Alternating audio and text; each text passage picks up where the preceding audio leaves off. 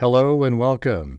This is Grant Hughes of Grant Hughes Investigates on YouTube. This channel evaluates all aspects of true crime. As you are aware, videos and live streams in this genre often discuss elements of crime that may be disturbing to some viewers. If necessary, take the precautions needed to avoid these feelings.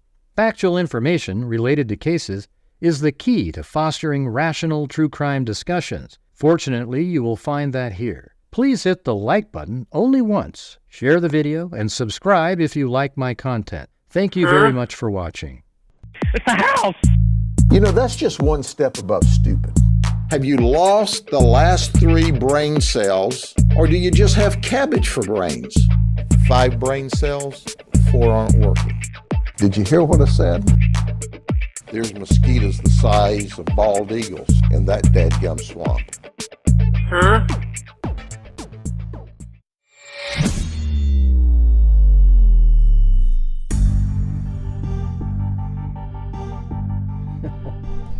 I don't see the dogs. Alright, you guys. Crazy stuff today. Absolutely nuts going on in the court. This is like my wheelhouse right here. This is the shit. Today is like the one so far. It's like, yes! You know? It's awesome. Yeah. Richard Allen's toast, everybody. Richard Allen's... No, that's not... You know, I actually have people under like my last video telling me that people short over it with age sometimes. You know, and so they change their... You know, God. Really? You get a fishing license every year. Give me a break. Alright, let's see.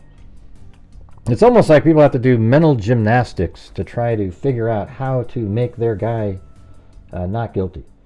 And by the way, can you guys go out and share the live stream that's going on here? Because we only got 75 people watching, which is really almost pure insanity.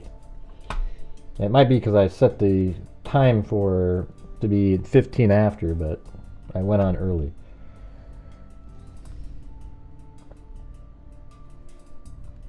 I want to start though by doing the, the Wish TV's, the Wish TV's blog, because it's crazy. So after we let off earlier, so I think we did the Dan Dulin, Steve Mullin, and then after that, there was the next section up here was, let's see. Yeah, it's up here. And they say that at 2:08, this is at 2:08 p.m., the state police called County Sheriff Togi Liggett to the stand. So just this today, to the stand. Liggett tells the jury he was the detective. In February of 2017, Liggett tells the jury that when the tip came in from Kathy Shank's lead, he wasn't aware anyone had seen the witnesses on that trail. Yeah, he didn't know anybody had seen the 3 girls on the trail. All right, let me look up something here. When is Mullin? Oh, so he's at the end there. Weird. So I'm not sure how they're ordering this. Let's see, how are they doing this? Okay, so this starts here. Court resumed at 1:38 p.m. with defense attorney Andrew Baldwin cross-examining former Delphi Police Chief Steve Mullin. So Mullin must have been at the bottom of this. Okay, let's start here because this is the part I didn't have in my last one. All right, court is back in session at 11:35 a.m. as the state called former Delphi Police Chief Steve Mullin for the 3rd time. Now, I have really detailed pool notes for the earlier part of the show, so we'll go over those later. But I'm just going to give you this blog information. I mean, this is nuts. Hey, thanks, your gypsy. Mullin said he got a call from Richard Allen on September 21st, 2022, and then he reached out to Dulin to ask if there was any additional information. Mullin said Dulin forwarded information to him and Tony Liggett. So you guys, if you watched the last show the video that I just made, Dan Dulin had interviewed Richard Allen on February 16th. Richard Allen called the tip line on February 16th 2017, a day after the bridge guy image was released to the public, and it was released in the afternoon. So he probably called first thing in the morning, I bet you, on the 16th, to get ahead of the story. He saw his face. He also knew 3 girls saw him, but he probably thought he was, camouflaged enough. He perhaps had like a scarf over his mouth when he walked by. But the picture on the bridge, he knows that's him, and he knows it's him, so he calls to get ahead of the story. And I think that theory is even proven more when you see an answer that you're about to see that he gives to a question. It's crazy. So Mullin said he got a call from Richard Allen on September 21st, 2022. Probably because they said, hey, can you give us a call back? And then he reached out to Dulin to ask if there was any additional information. Dulin said Dulin forwarded information to him and Tony Liggett, and after learning there were 2 cars registered to Allen, he went to Hoosier Harvest Store to look for them. So meaning look at the video, the Hoosier Harvest Store video, to look for them. He told the jury that Tony Liggett went to the CVS and found Allen's car, and then they looked for it in the Harvest Store footage. Mullin said Liggett looked at the video and found the vehicle matching the description. The timestamp was 1:27 p.m. Baldwin interjected, telling Mullin that it's only your opinion that that car matches. And then listen to what Mullin responded, that he believes the car in the video was Richard Allen's. He said the general shape of the car was the same, as were the taillights, bumper, rims, black sports rims with spokes. The jury was shown a 9-second video of the vehicle as it passed from east to west, followed by close-ups of the car. That's amazing. It drove this direction. They finally showed the jury. I told you, I even predicted that's what was going to be going on today. They're going to show the vehicle driving by the Hoosier Harvest Store right here, and that's at 1:27, and then we continue on. This is just like, boom! Here we go. Baldwin interjected, telling Mullin that it's only your opinion. And he said, and then he showed the spokes and everything, or he talked about it. The jury was shown a 9-second video of the vehicle as it passed from east to west, followed by close-ups of the car. I can barely talk, I'm so excited. Some of the car's major identifying features, including the license plate and VIN, were not visible. Yeah, hey, put a 1 if your VIN is visible on a surveillance camera from 50 feet away. I'm not even sure why we need to even mention that. Who cares? Let's see.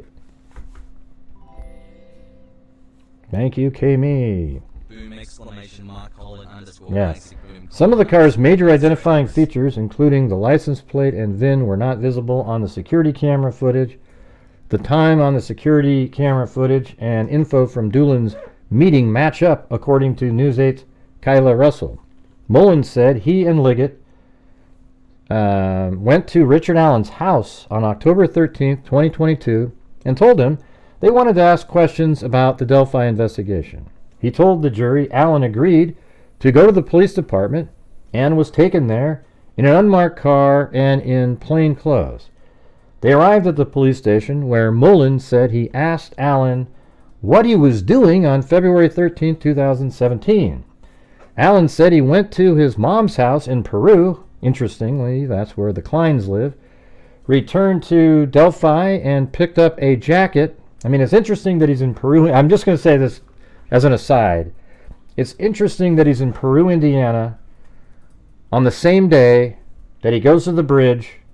And interestingly, that's how Keegan Kline lives in lives in Peru, Indiana. And I'm just throwing it out there because that is weird now. I didn't know that Richard Allen himself was in Peru, Indiana on the same day. That's weird, right? God, give me a break. That's crazy. And if you don't know, Keegan Kline is a person who had an account, Anthony Schott's profile, that was communicating with Libby's phone that very same weekend. It was a catfishing account, and he lives in Peru, Indiana, and now we hear that Richard Allen is in Peru, Indiana that morning. Wow. Holy moly, everybody. And see, that's why the knowledge of the case, if you know the case really well, when all this testimony comes out, you can just sort of start putting it together with different things. He told the jury, Alan agreed to go to the police station. They arrived, yeah, and then he said, Alan said he went to his mom's house in Peru, Indiana, returned to Delphi, and picked up a jacket, and went to the trails at around 12 p.m. and left at 1:30. Don't you think it's interesting that he goes straight from Peru and goes right to the trail? Because he, almost like he knew something was happening. And then he says he went there from 12 to 1:30, which is right outside the range that he told Dan Dulin, and Dan Dulin had in his notes in a Word document from 2017. So now he knows the time frame is important, so he places himself outside of that range, right? And that says, according to Mullin, Alan told police he drove his Ford Focus to the old DCS building. Let's see. Oh, yeah, that was the, he calls it DCS building. I guess, now it is the, you know, the Child Services building. So according to Mullin, Alan told police he drove his Ford Focus to the DCS building, but I think he actually said Farm Bureau building, but but that's what he meant because that's the only old building there. And went to the trails. He said he was wearing a blue jacket, black Carhartt jacket, blue jeans, and a skull cap, everybody. Did you hear that? Can I get a boom? He said he was wearing a skull cap. That's exactly what I was saying to you guys. That the brown one in the... This is like all the stuff that I've been saying over the years is starting to come into fruition. Here, we'll have to take a look at what I'm talking about here. Watch. Here we go. We have the... I'm going to go get that one picture that I was... Oh, that's not where it is. Man, this is insane.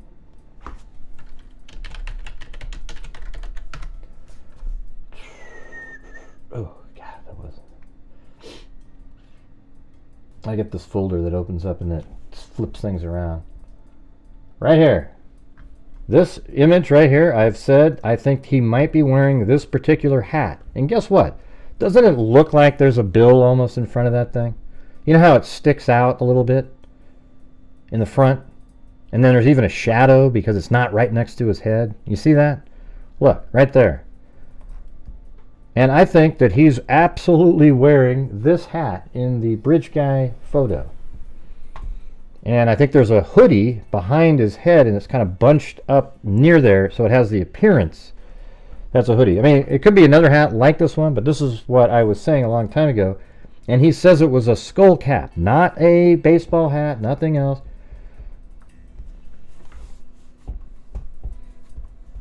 I wonder where they got the comment where he said some sort of head covering. But anyways, it says, blue jeans and a skull cap. Mullin said Alan told police he saw 3 girls on the bridge and was looking at his stock ticker, which of course should be able to be verified, right? Should absolutely be verified by cell data, right? Because he's on his stock ticker. Alan then said one of the girls appeared to be older and that she was babysitting. I'm not sure what the hell that means. How would he know that? One of the girls appeared to be older and she was babysitting, so that was the one that has the... So he saw one of the girls, the 3 that he saw was actually the younger one, and he missed the other girl. Mullin told the jury he showed Alan a photo of... Listen to this, you guys. Listen to this. This is insane. This is incredible. Mullin told the jury he showed Alan a photo of Bridge Guy. I was wondering if they did this. And that Alan responded, if the photo was taken with the girl's camera, it couldn't be me. Is that how you would respond to that? You would just go, that isn't me. So basically what he's saying here is, I mean, that is so damning, you guys. That answer right there is one of the most damning answers I've ever heard. Are you kidding me? They said, hey, is this you, the bridge guy? And he said, well, if the photo was taken with the girl's camera, it couldn't be me. So what you're saying is it would be you if it wasn't taken by your camera. So it looks exactly like you. You're like a clone of that person. But it can't be you if she took it, right? Because you now are saying you got there at 12 and left at 1:30. Can I get a boom? I mean, this is just like, No innocent person would respond that way. Would you?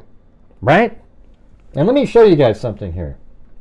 I looked this up earlier today because I thought, man, this is my theory a long time ago was, or 2 years ago when he was arrested and we got the document, that he got a hold of the police to get ahead of the story, and I thought, you know what, I bet you he saw his image in the paper and he freaked out and he called and set up an appointment to get ahead of it because he thought, man, somebody surely is going to identify me, and those 3 girls saw me. And we didn't know the date that Dan Dulin interviewed him, nor did we know the date of the tip that he called in on himself. And that's really the important date. And that turns out to be February 16th. And guess what? I'll show you right here. So even Daily Mail has it. So look at the date here, February 15th, 2017. And then also this one right here. I'll use this one because it's local there. Police asked for assistance in identifying man seen walking on the trail. Now at this time, they were not saying that the bridge guy was the suspect. They were just they knew he was, but they weren't saying that. They eventually ended up saying that at the press conference on the 22nd, but this is the 17th, or not the 17th, the 15th, which is 1 day before he called the tip line. And look what it says. This is what Richard Allen's reading in the paper. Watch. Now, police released a photo of a man taken on the Delphi historic trails on February 13th, around the time Abigail Williams and Liberty German were walking. Investigators want to talk with him about what he may have seen. They would also like to speak with anyone who was parked at the High Bridge trailhead on February 13th. So look at that. He saw that. He called in, right? I mean, it's amazing. Absolutely incredible. I know, isn't that wild, Ruben? Yeah. Celebratory gesture. Well, thank you. And thanks, Ruben and Seeb385 and what is it? Lindsay L and Tanya M and Catherine Andrews and Kami and your Gypsy. And yeah, you guys, if you want to help support the channel, that'd be great. Put a question or a comment in a super chat and we can discuss it. Anyways, let's go back to this. I mean, can you think of any reason that an innocent person would make a comment like that? I mean, it's weird, right? Because that means he's following the news. He knows it's him. He's known it's been him all the time. And then he says, if the photo was taken with the girl's camera, it couldn't be me. Right. But it would be you if she didn't take it? I mean, it looks that much like you that... Come on, you guys. That is absolutely damning. Now, I wonder what crazy response the wacko Richard Allen fan club will have to that. Well, he's merely saying, Gray, that, it can't be him if it was... But why did he say if the photo was taken with the girl's camera? Like, why wouldn't he just say, no, it can't be me? No, it's not me, and it can't be me because I was there at a different time. Instead, he says, well, I mean, it looks just like me, but if it was taken by her camera, thank you, Cheryl Bullock. Yeah, that's exactly right. I actually messaged Vinny earlier, and I told him this, and he goes, man, they blew it. They should have arrested that guy at the beginning. Yeah, absolutely true, you guys. Absolutely true, right? All right, so anyways, let's keep going. The former police chief said Allen agreed to... I haven't even read any of this other stuff after this, though. The former police chief said Allen agreed to let him look at his phone, but then got angry and walked out of the interview. After that... So let's see. The former police chief said Allen agreed to let him look at the phone, but then got angry and walked out of the interview. After that, Allen was then back to his house. I wonder what he got angry about. All right. And then it goes all the way up here... Okay, right here, yeah.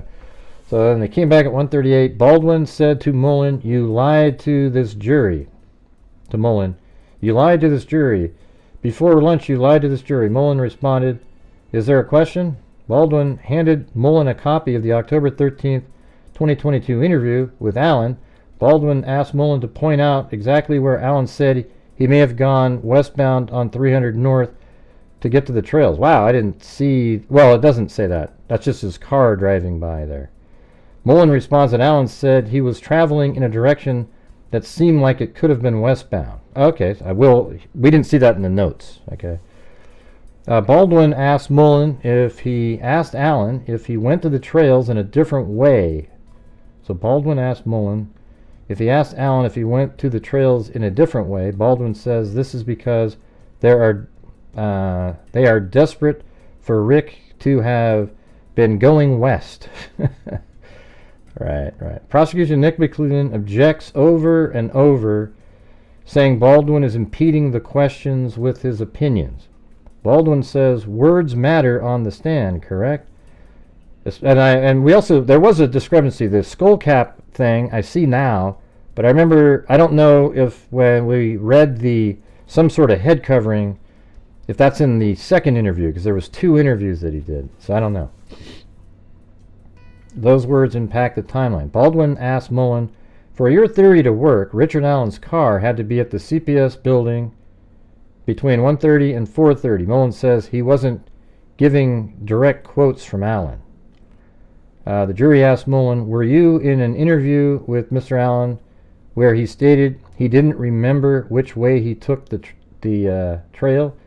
Mullin responded, yes. Remember which way he took what do you mean, which way he took to the trail? You mean drove to the trail? I don't know. Well, of course he's going to say, their theories has to be that he came in from the west. They're going to say that. But there's video evidence on the phone. See, here's the thing. Richard Allen lives right here, you guys. On a map. Let me turn off these things on here. But thank you, Nita Armstrong. Dick Allen 100. Yeah. So Richard Allen lives right here. He's not going to go out to the road here and then drive into town and drive this way and then go up here, you know, if he's the killer, right? So, but if he wants to pretend like he's innocent, then he'll say he came from that way, right?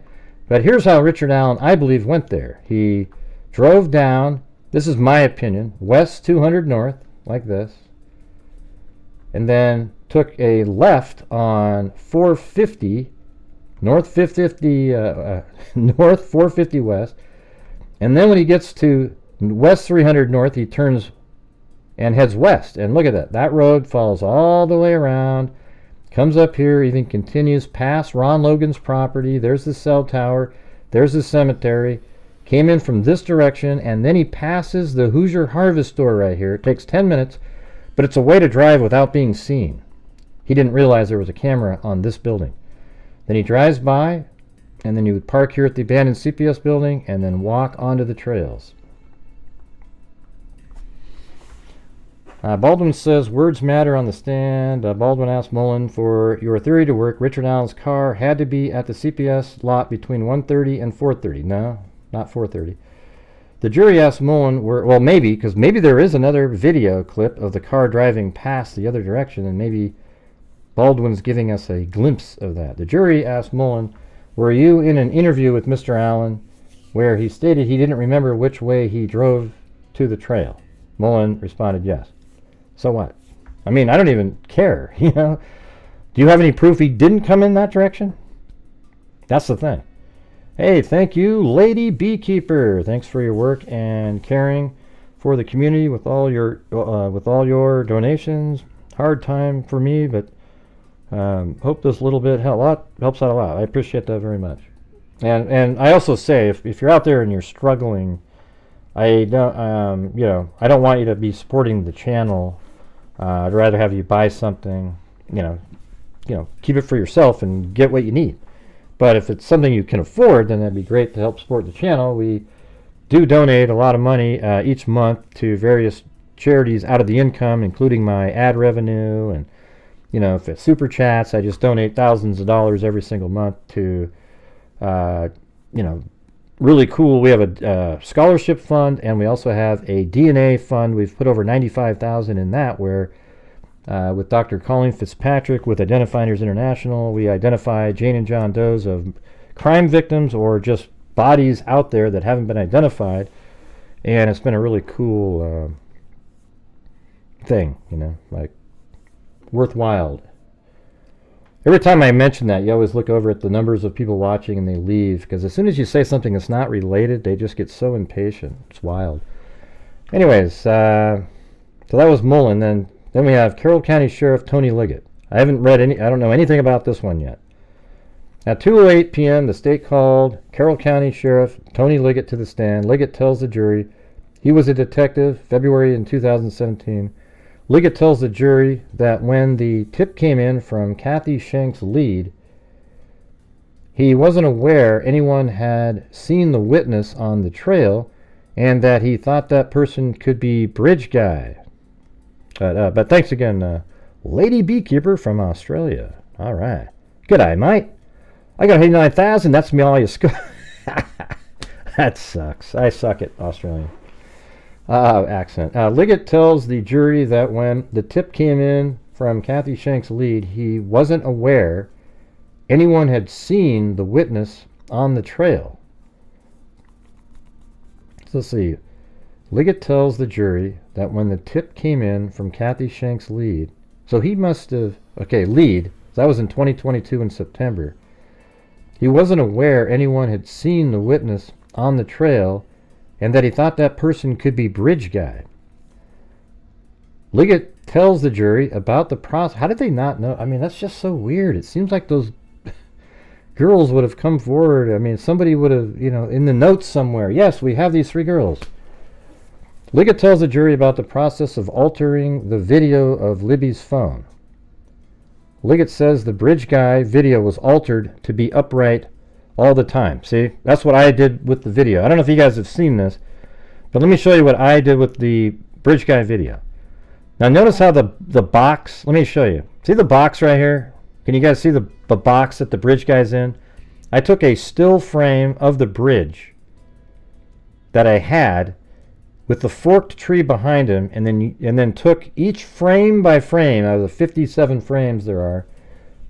I would line up and make it slightly transparent so I could line it up with the forked tree, and that way he's stabilized, and then you can see the way he actually walks as opposed to the video that they put out. Now watch, you'll see the box moving all over the place. That's how much I had to animate the box or move it around on each frame. Watch. See how the box is moving around?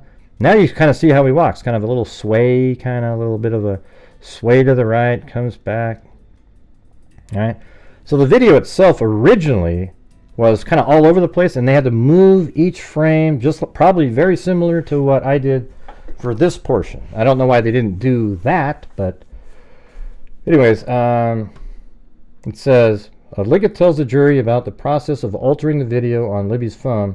Liggett says the Bridge Guy video was altered to be upright all the time. The prosecution shows the video to the jury again.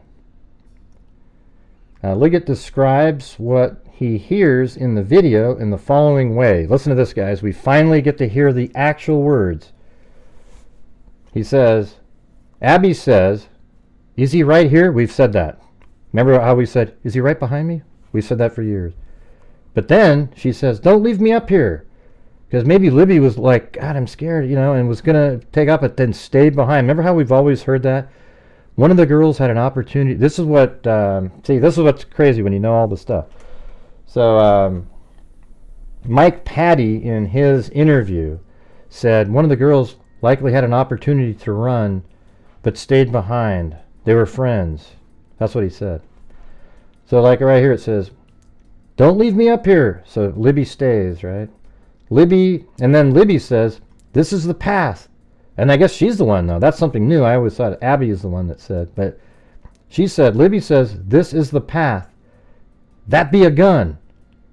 There's no path here. Then the Bridge Guy says, guys. And then, remember how I said, Libby said, or hi, you know. One of the girls says hi. The girls say hi back.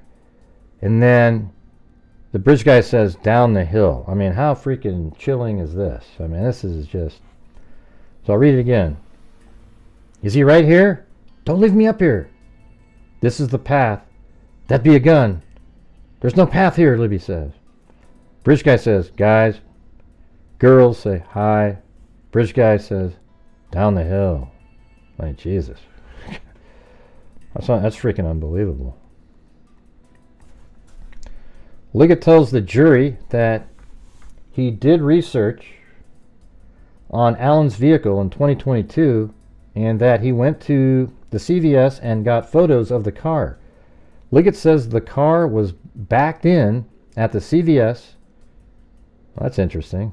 I mean, people do back in, but isn't it interesting? You know, he still doesn't want his license plate to be seen. At the CVS and backed in at the CPS building. Look at that. His car was backed in at the CVS pharmacy and it was backed in at the CPS building. He doesn't, after he was there, he doesn't want his license plate seen. Liggett tells the jury about finding, or it's a habit, that's how he does things. Liggett tells the jury a blue Carhartt jacket was found. At 2:33 p.m., defense attorney Brad Rosie began his cross-examination of Liggett. Let's see what he does. Rosie asks about Liggett being involved in a contentious election in 2022, to which McClellan objected. Liggett responded that it had nothing to do with me. It was about the murder of 2 little girls. Let's see. Contentious elect. What a stupid theory that is. What a stupid theory. Well, you just wanted to make an arrest and pin it on anybody, right? It's so stupid. Oh my God. If anybody believes that kind of stuff, you're a moron. I mean, that's just the truth. You know, look at a mirror. Liggett is asked, do you acknowledge that there have been leaks in the investigation? He should have responded, I don't know what he says, but yes, you guys have leaked quite a few crime scene photos.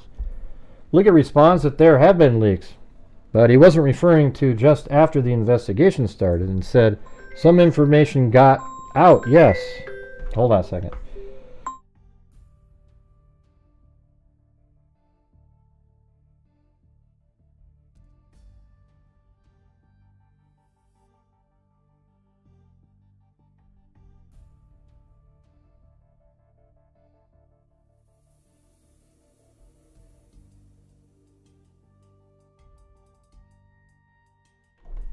My wife heading home. They couldn't have just a convo about the bridge. So I think this stuff is just so incredibly damning. You know, it's amazing. Anyways, Liggett is asked, do you acknowledge that there have been leaks in the investigation? Liggett responds that there have been leaks, but he wasn't referring to just after the investigation started and said some information got out. Yes. Liggett said he did not check to make sure there were no cameras on the south side of the Hoosier Harvest Store. He only reviewed video from the cameras pointing at 300 North. So Liggett said he did not check to make sure there were no cameras. What does that mean? On the south side of the Hoosier Harvest Store. He only retrieved video. Well, that is the south side. I mean, this is the Hoosier Harvest Store right here.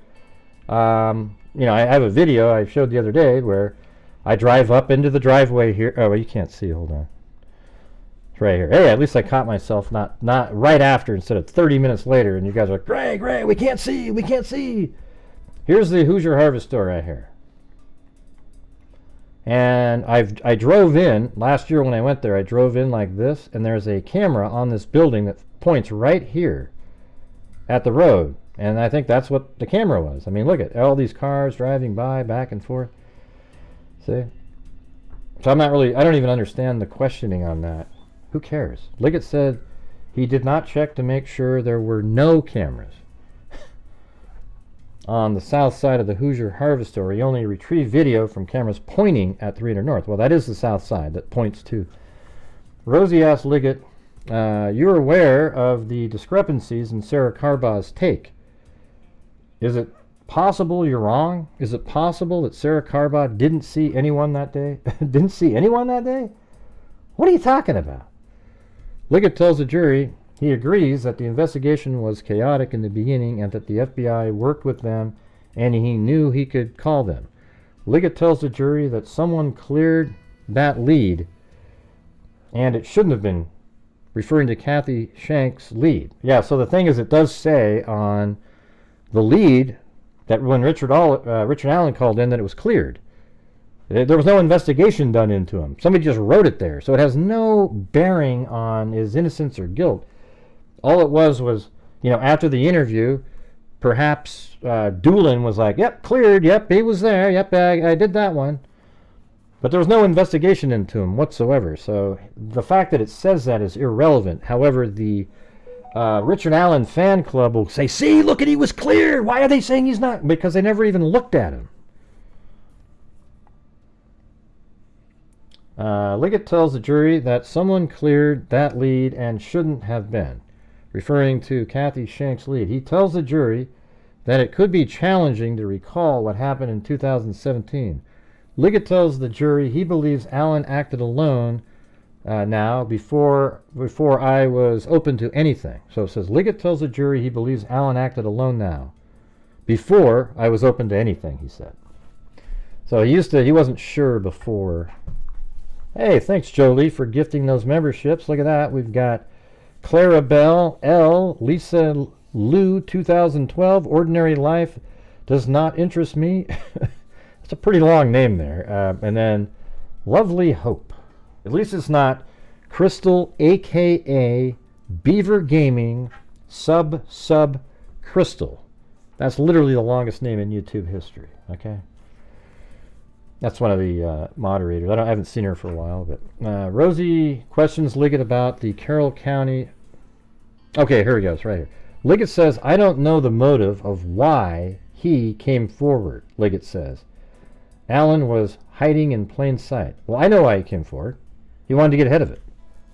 I don't know why the prosecution isn't saying, at least planting the seed or suggesting it by saying, the image of Bridge Guy was released on February 15th, 2017, and we found it interesting that the following day is when he came forward.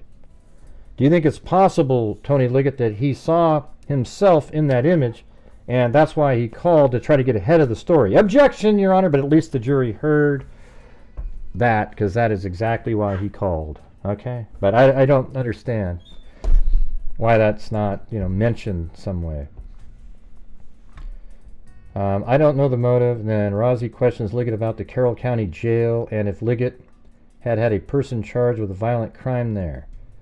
McClellan begins redirect and asks Liggett questions about the ammunition in Allen's gun. And okay, now we're back to the beginning of the day. So I think there's going to be more in here. But man, I wanted to come on here, and that stuff is so incredible. Are there any people that just got here that you didn't see or hear? Where was that one part? I think it's up here. Or maybe it's at the bottom. This thing's all over the place. They do it weirdly. How did you know that? That's a weird statement to say that he was the babysitting comment.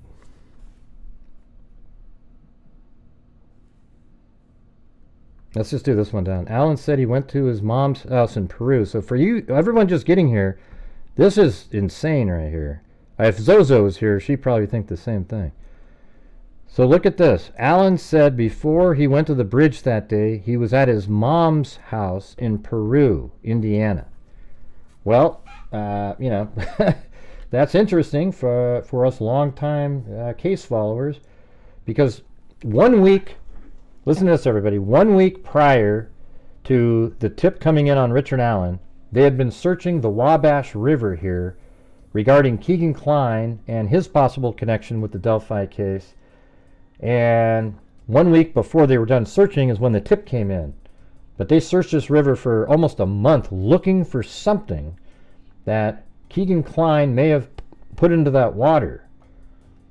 And Keegan Kline had a catfishing account called, it was the Anthony Shots Profile, and that communicated with Libby and Abby on that very same weekend. And now and they live in Peru, Indiana, right here, okay?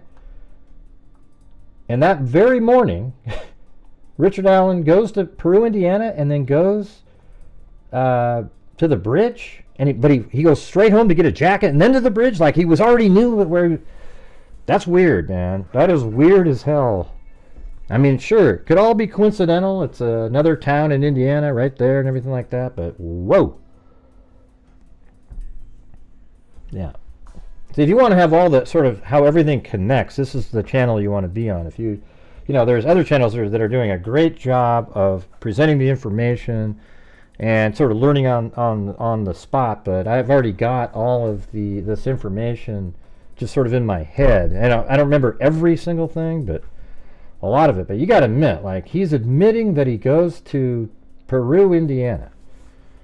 And then look what he says. He goes, Alan said he went to his mom's house in Peru, returned to Delphi, and picked up a jacket, the blue jacket. And then he went, he doesn't say blue jacket, but that's what he eventually says. And he went to the trails around 12 p.m.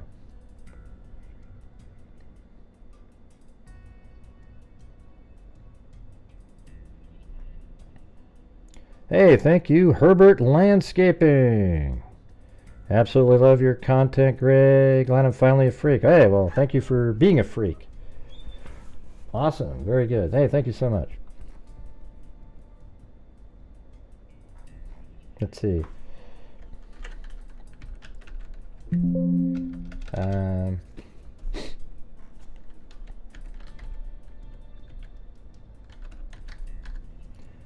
Where is that one? I'm just looking for a specific comment here.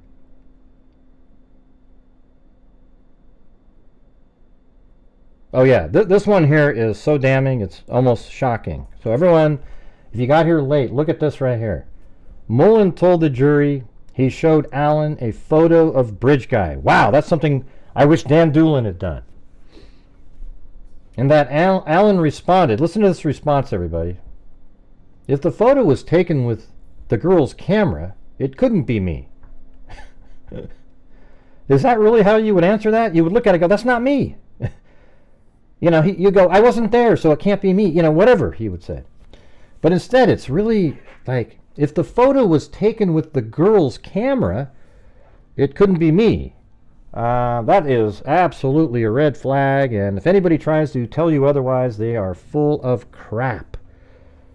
Basically, if you interpret what he's saying is, if the photo was taken with the girl's camera, it couldn't be me. However, if it was taken by some other camera, it looks like it's me. Because that's really what he's kind of saying. He's saying it only can't be him if she took it. But if she didn't take it, then it could be me. That's insane, right? Yeah, come on. That should really, really start making the jury going, yeah. And not only that, I mean, I guess it starts getting into all the stuff. They show the car driving by the Hoosier Harvest store. It matches him saying he got there at 1:30 and left at 3:30, but he changed it in his more recent interviews in 2022. Which one's more likely? The Dan Dulin, when he said 1:30 to 3:30, when he was trying to get ahead of the story, knowing he was there, they got him on camera, so he was being honest about when he was there. But then when he's arrested in 2022, of course, at that point he goes, yeah, no, it was 12 to 1:30, everybody. Right outside that range, right? Like it's 12 to 1:30, and then 1:30 to 3:30, he said originally. But here's the thing, these girls right here, the three girls are there was four girls, but one of them was really young. They're right here at the bridge at 12:43. But Richard Allen's second story was that he got there from 12 and he left at 1:30. Well, these girls were here at 12:43. That means they were over here at like 12:20, and they're basically walking. They didn't see anybody. They didn't see anybody. They didn't see anybody. They didn't see anybody there. They didn't see anybody there. All the way back. Nobody at 1:26. Then as they're leaving, they see a guy walk in that matches the description of, it looks like, the guy on the video that Libby took.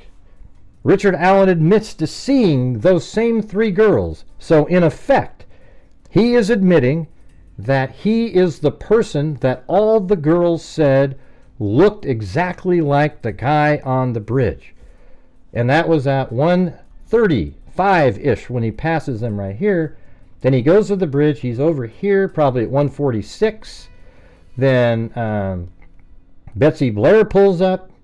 She walks out. I mean, this thing is just, he's going to get cooked here. Okay. This is, I mean, they're just laying it down where it's obvious. Even though it's all circumstantial pieces. You see how it works, though? You start building it up, and at a certain point, there's no escaping. And then the coup de grace, unless they have some other crazy thing, is when he's going to confess, and they have him on tape, and he's going to confess using only information the killer knew. Now, the defense team is going to come on later and try a bunch of, shenanigans and trickery and try to get people to see something differently. Like, look over here, look over here. But you just got to always keep bringing it back.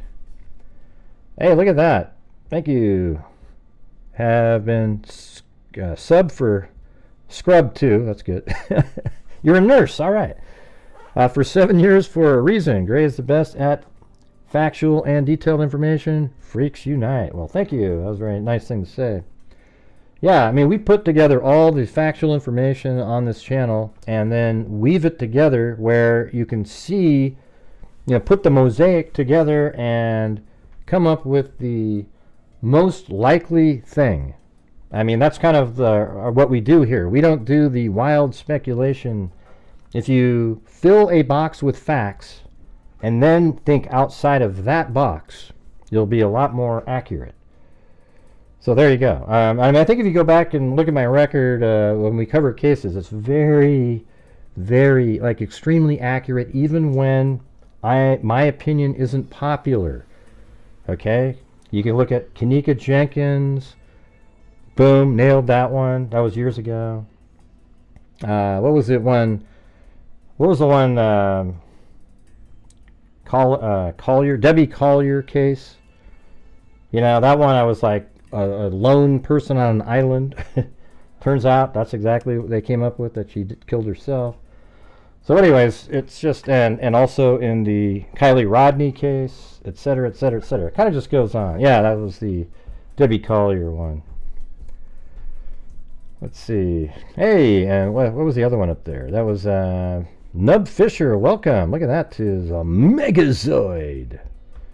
And Rebecca Hayes, gifted one to Gina Marie. Very cool, very cool. All right, let's get back to that. But, man, what do you guys make of that right there? If the photo was taken with the girl's camera, it couldn't be him. See, after all these years, he should have had something kind of prepared to say, but when he's in there, he's looking at the picture, he's like, well, that's me. But if the girl took that picture, it can't be me. That's my final answer. What a joke, right? I mean, you got to admit that's weird, right, Zozo? I mean, now we have Richard Allen driving to Peru, Indiana, and guess what he did next? He didn't go home and watch television or have lunch somewhere and say to himself, hey, later on in the day, hey, I'm going to go take a walk at the bridge. He comes home and goes straight to his house to grab his jacket to go to the bridge, almost as if he knew something. You know what we need, Zozo, is see if you can find his grandma's address, and let's see how close that sucker is. That would be interesting. I mean, that's just a side theory, so I don't really throw it in there as a factual thing, but that's pretty crazy. We went through this whole thing. Let me see if they've added anything. And I do have these really detailed notes. We'll go over those later, especially this early stuff. These early court stuff today is just absolutely amazing and fascinating for me, because it's the stuff that we've all wanted to know about, right? I know Zozo and like everybody in here has wanted to know what in the hell Dan Dulin remembered. I still think it's strange when he says, I didn't even think about the guy from 2017 to 2022. And it's just strange because you would think somebody, but he's not an investigator. He is he's a conservation officer, right? So it's not like, maybe that's not in his nature. So I guess it's possible. I mean, it is possible because that's what happened, but it just didn't mean anything. He was just going over there going, hey, I got this one logged in. Doesn't look like he's the guy, and he but he was at the 22nd of February. He was at that press conference, the big one. So I don't know. Maybe he was just part of the gang. The people that were doing the, helping around. So he was there, and I don't know what he was doing after that. But you would think at some point he would go, you know what?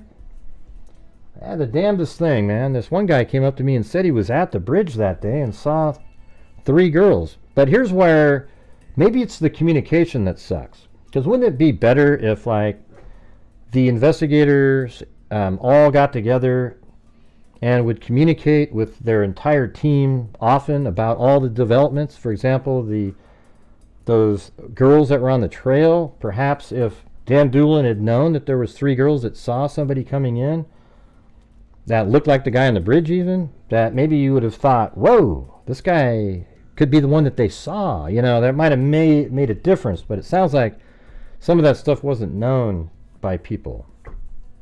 I know they like to keep everything like a tight leash on information, but sometimes I think if you trust your people more that are working there, they might have more information to make better decisions out in the field.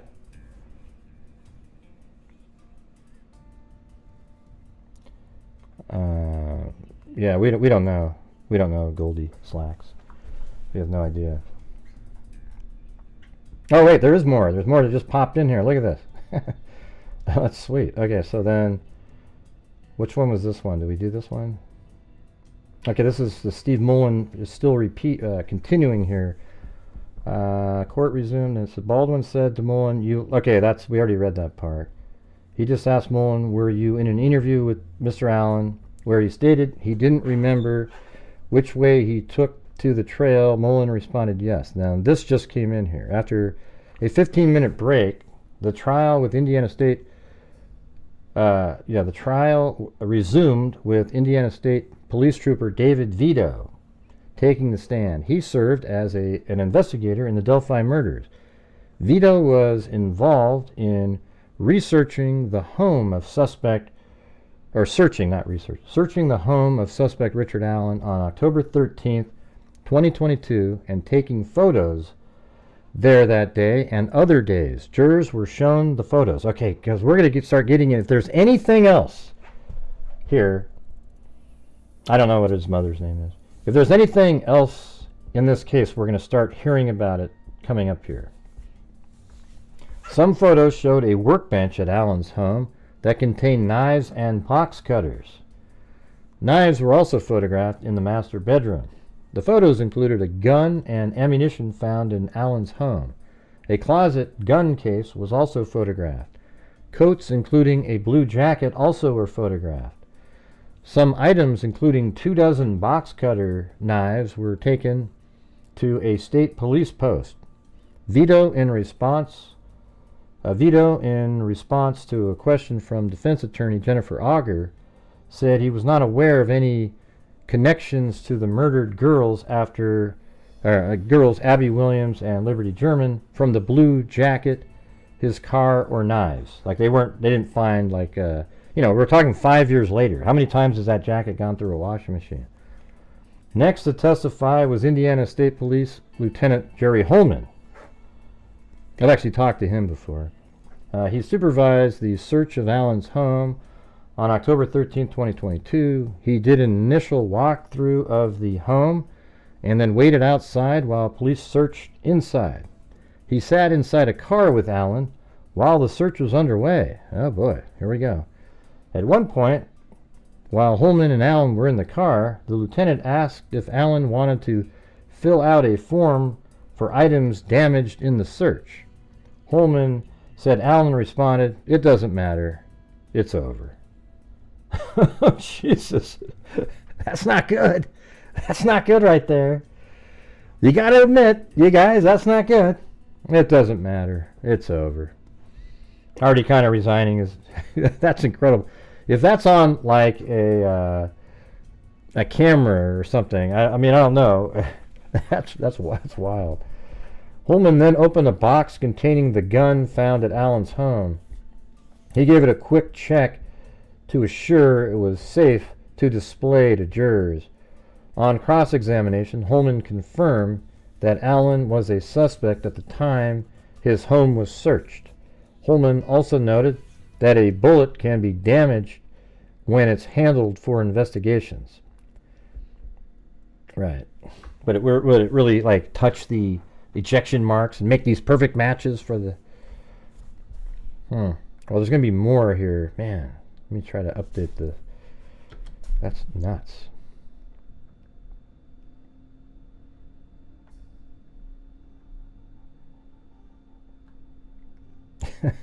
I hope that's on body camera, because I'm sure on cross-examination they're not going to let him get away. They're not going to let it just stand. They're going to say, do you have any recording of Richard Allen saying that? And then he'd probably just say, well, I just wrote it down as notes, you know, if that's the case. But if he's on camera saying it doesn't matter, it's over, good night now, right? Come on, you got to admit.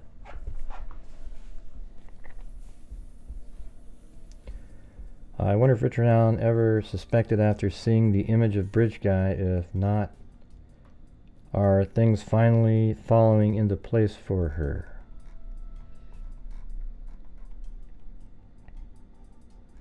Yeah, you've been around a long time, Nina. I just was thinking. I remember seeing your name. You've been around like for the whole time, right? I just don't see you comment too much on other videos, like other cases, I guess. So man, this is a huge day, and I think just logically using common sense, the stuff that they presented today should mean a lot to people. And if you missed this earlier, I'll do this part again. They analyzed the bridge video. The famous video that you see in this one right here. You know, that video right there, this shot. You know, it's 43 seconds long. They only released the 2 seconds that they were able to stabilize of this, Richard Allen, I'll say. Because I am convinced that it's Richard Allen. So it's hard for me to not say, refer to Bridge Guy other than Richard Allen, because that's, to me, it's just so obvious, right? But listen to this right here. The prosecution shows the video to the jury again, so they got to watch it again. Liggett describes what he hears in the video in the following way. Abby says, "Is he right here?" And then she says, "Don't leave me up here," because Libby may have started to go down the hill. And if you remember, Mike Patty, in one of his speeches, said it's likely that one of the girls had a chance to get away but stayed with the other. And I think he's referring to that right there. They already knew what this said, because that's exactly that. "Don't leave me up here," Abby said, because she's, like Libby gets off the end of the bridge, and Abby's still slowly trying to get across, and she actually waits with her. And Libby says, "This is the path. This is the path." And then says, "That be a gun. There's no path here." And see, I don't know if she said all those words, because it sounds like that might be a response that Abby might give. Something like that. Like Libby would say, "This is the path. That'd be a gun," and then she says, and then I would think Abby would say, "There's no path here." So this is somebody's interpretation of what was said in court. They probably got all the right words, but I'm just wondering if Abby said "there's no path here" after Libby said "this is the path, that'd be a gun." And I think Abby is the one apparently that said "that'd be a gun." So I'm going to wait and see our notes that we have later, because everybody is a little different when they take their notes. But then the bridge guy says, "Guys," and the girls say hi. Now, if you remember, when I had somebody in, I think it was March of 2017, who was friends with one of the people that got to watch the entire video, and was explained to them back then, and all of this stuff is very similar to what we were told. Like, it was like, the guy says hi, and then Libby says, and then down the hill there, and there's a sound that they believe is the sound of a bullet being racked, put into the chamber. And they didn't mention that here. So it could have been mentioned and just left out of this presentation here. But how creepy is that? Just imagine how scary that is. Abby's saying, "Is he right here?" Because he's really hustling across that bridge. Now, what do you mean, no Peru? Well, anyways, I mean, maybe it's the other set of grandparents, Zozo. Or maybe he was just saying he was visiting grandparents that don't live there to come up with an alternate reason why he was in Peru, Indiana. How about that one? You know, how about that? Crazy, huh? Oh, sorry for leaving that on the screen for so long. But anyways, this is a path. That'd be a gun. There's no path here. Bridge guy says, guys. And then the girls say hi, and then he says, down the hill. And then they figured out that Richard Allen was driving a 2016 black Ford Focus, and when they located it at the CVS pharmacy, it was backed in, just like it was at the CPS building. I mean, a lot of people back in by nature, but either way, that would show that's his habitual way of parking. Or is he parking that way to intentionally always conceal his license plate after the homicide? Let's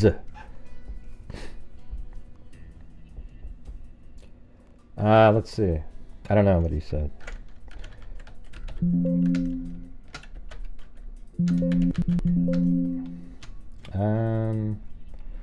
I don't know. It's not showing up on the page anymore. Was it on this document? Oh, let me type in Peru. That's the answer. There it is. Alan said he went to his mom's house. So it's his mom, not grandmother. Sorry. So he went to his mom's house in Peru, returned to Delphi, and picked up a jacket. So I'll explain that part again if you're just watching here.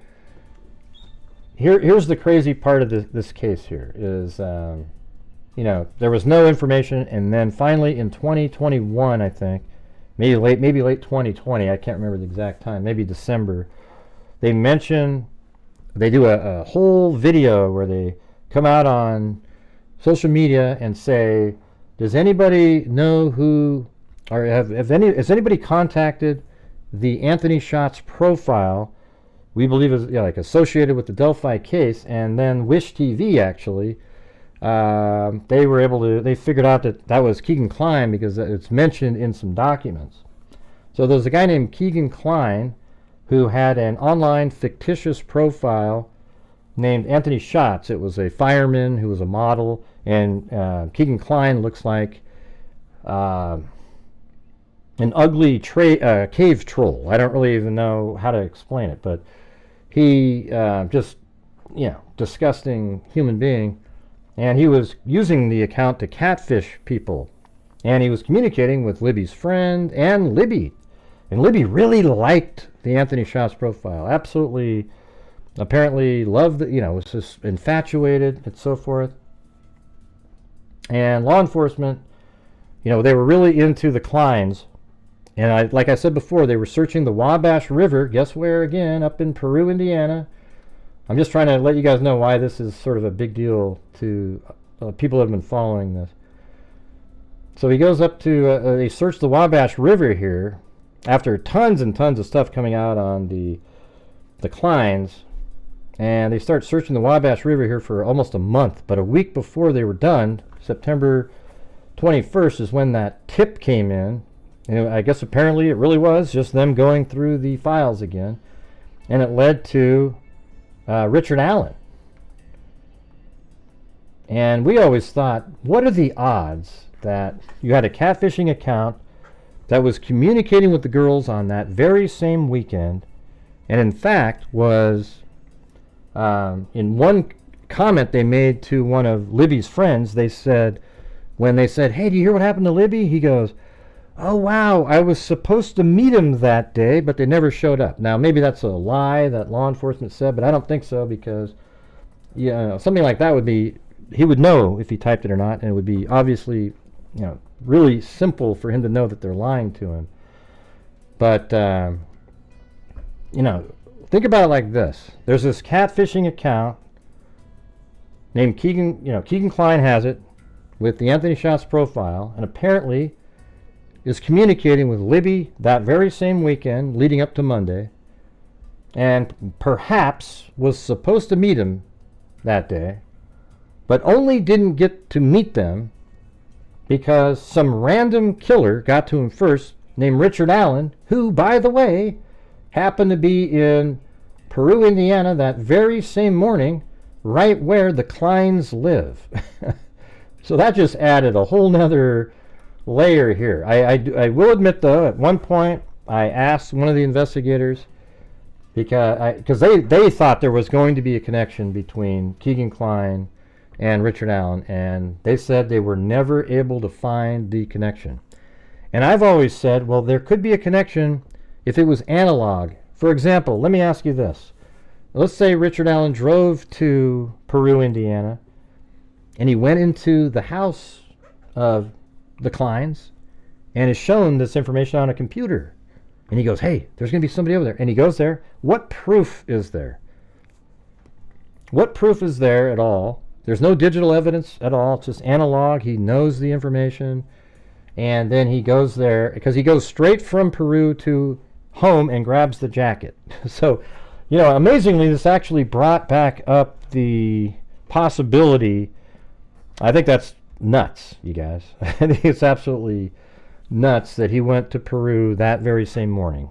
Insanity, okay? And I guarantee you, when the murder sheet heard that, they probably thought the same thing. And anybody else that was really aware of that kind of information, they were probably like, holy crap, did you hear that? Yeah.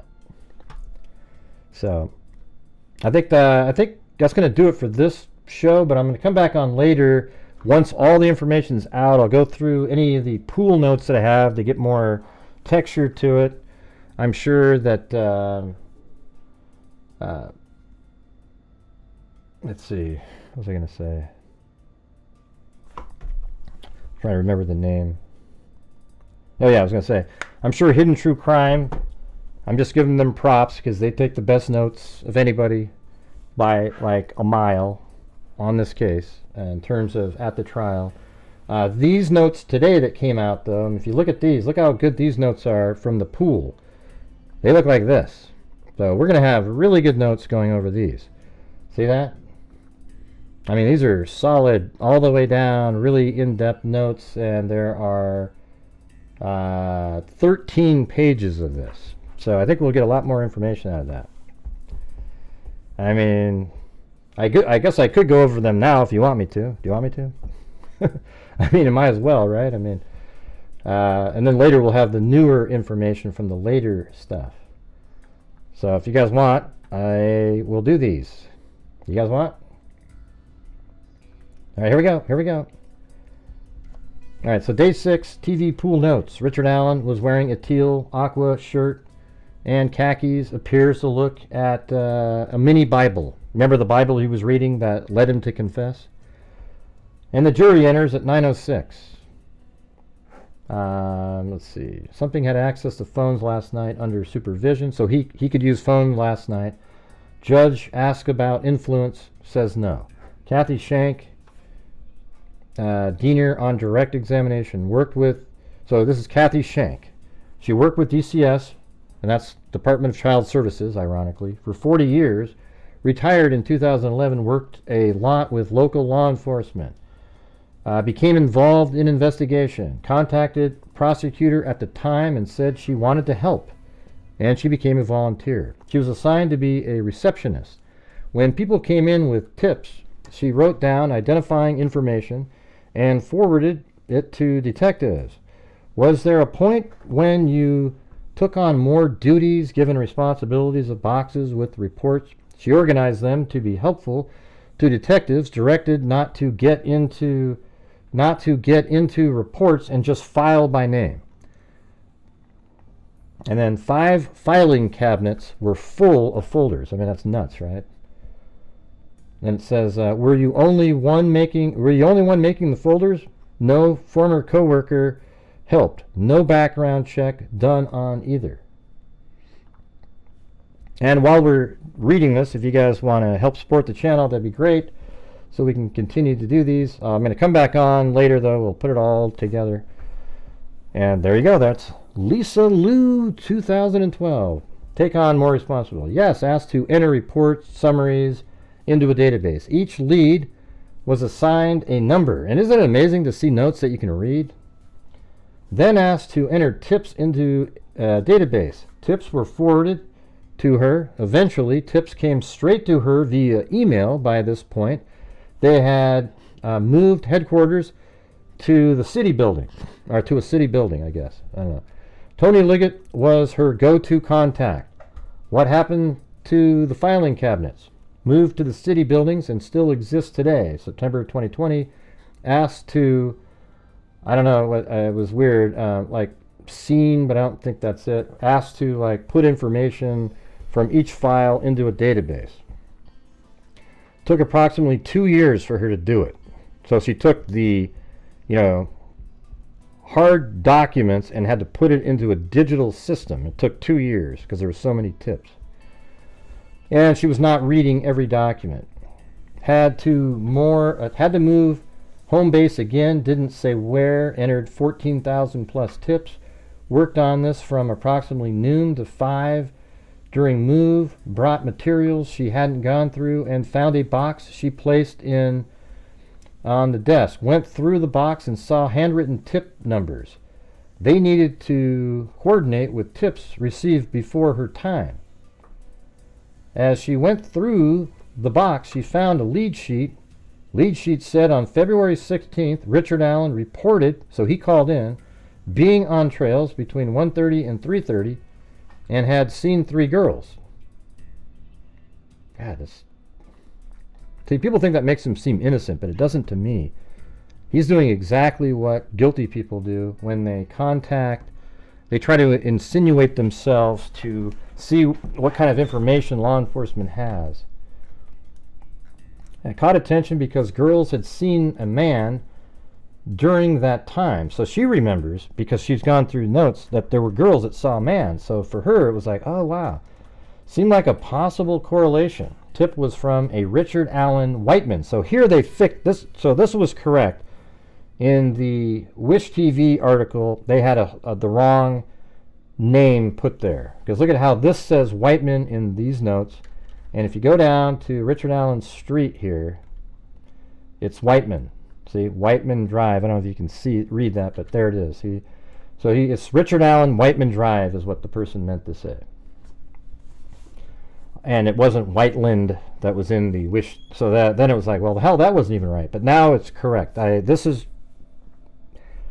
TV just wrote it wrong, and whoever reported it on their end wrote it wrong.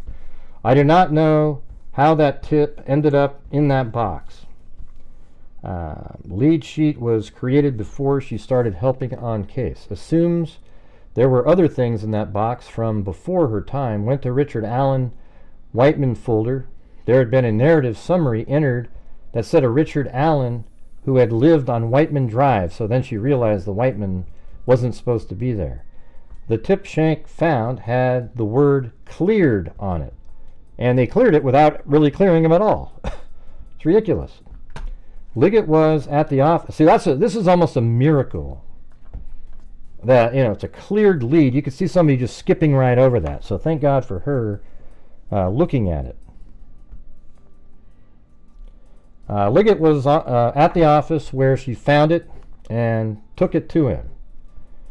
Tip discovered on September 21st, 2022, because it was her deceased husband's birthday. Image of the file folder and documents in folder, as well as initial tip sheet, Baldwin Cross. No idea if information is accurate. Wasn't privy to that. There's no Richard Whiteman. He's not really going to go down that route, is he? Like, hey, it's really a guy named Richard Whiteman, right? What a dipshit. Richard Allen himself admits it, so why are you going down this? Richard Allen already admits he's there that day and everything. It matches. So you don't need to pretend that there's a Richard Whiteman who's really the guy. It's just so stupid.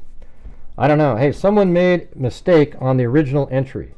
Or that was a question. She said yes. Someone made a mistake on the original entry? Yes. The mistake is that they wrote Richard Allen Whiteman. He probably was just shorthanding it. But in the notes it said Richard Allen who lives on Whiteman Drive. It's really obvious, right?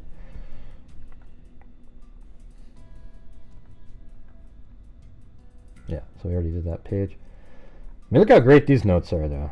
I mean, this is like heaven to me. I mean, you guys might not be able to see them, but I can read it crystal clear. Details matter, correct? Of course, says Orion on it. What is that? Database things weren't being put in. When reports done by officers, it would come to her and she would enter. You saw thousands of tips. Yes. Never saw any other tips regarding Richard Allen or Richard Allen Whiteman? No. Shanks says she just saw the time, place, date, and thought it was something to look into. God, man, good for her. Jesus.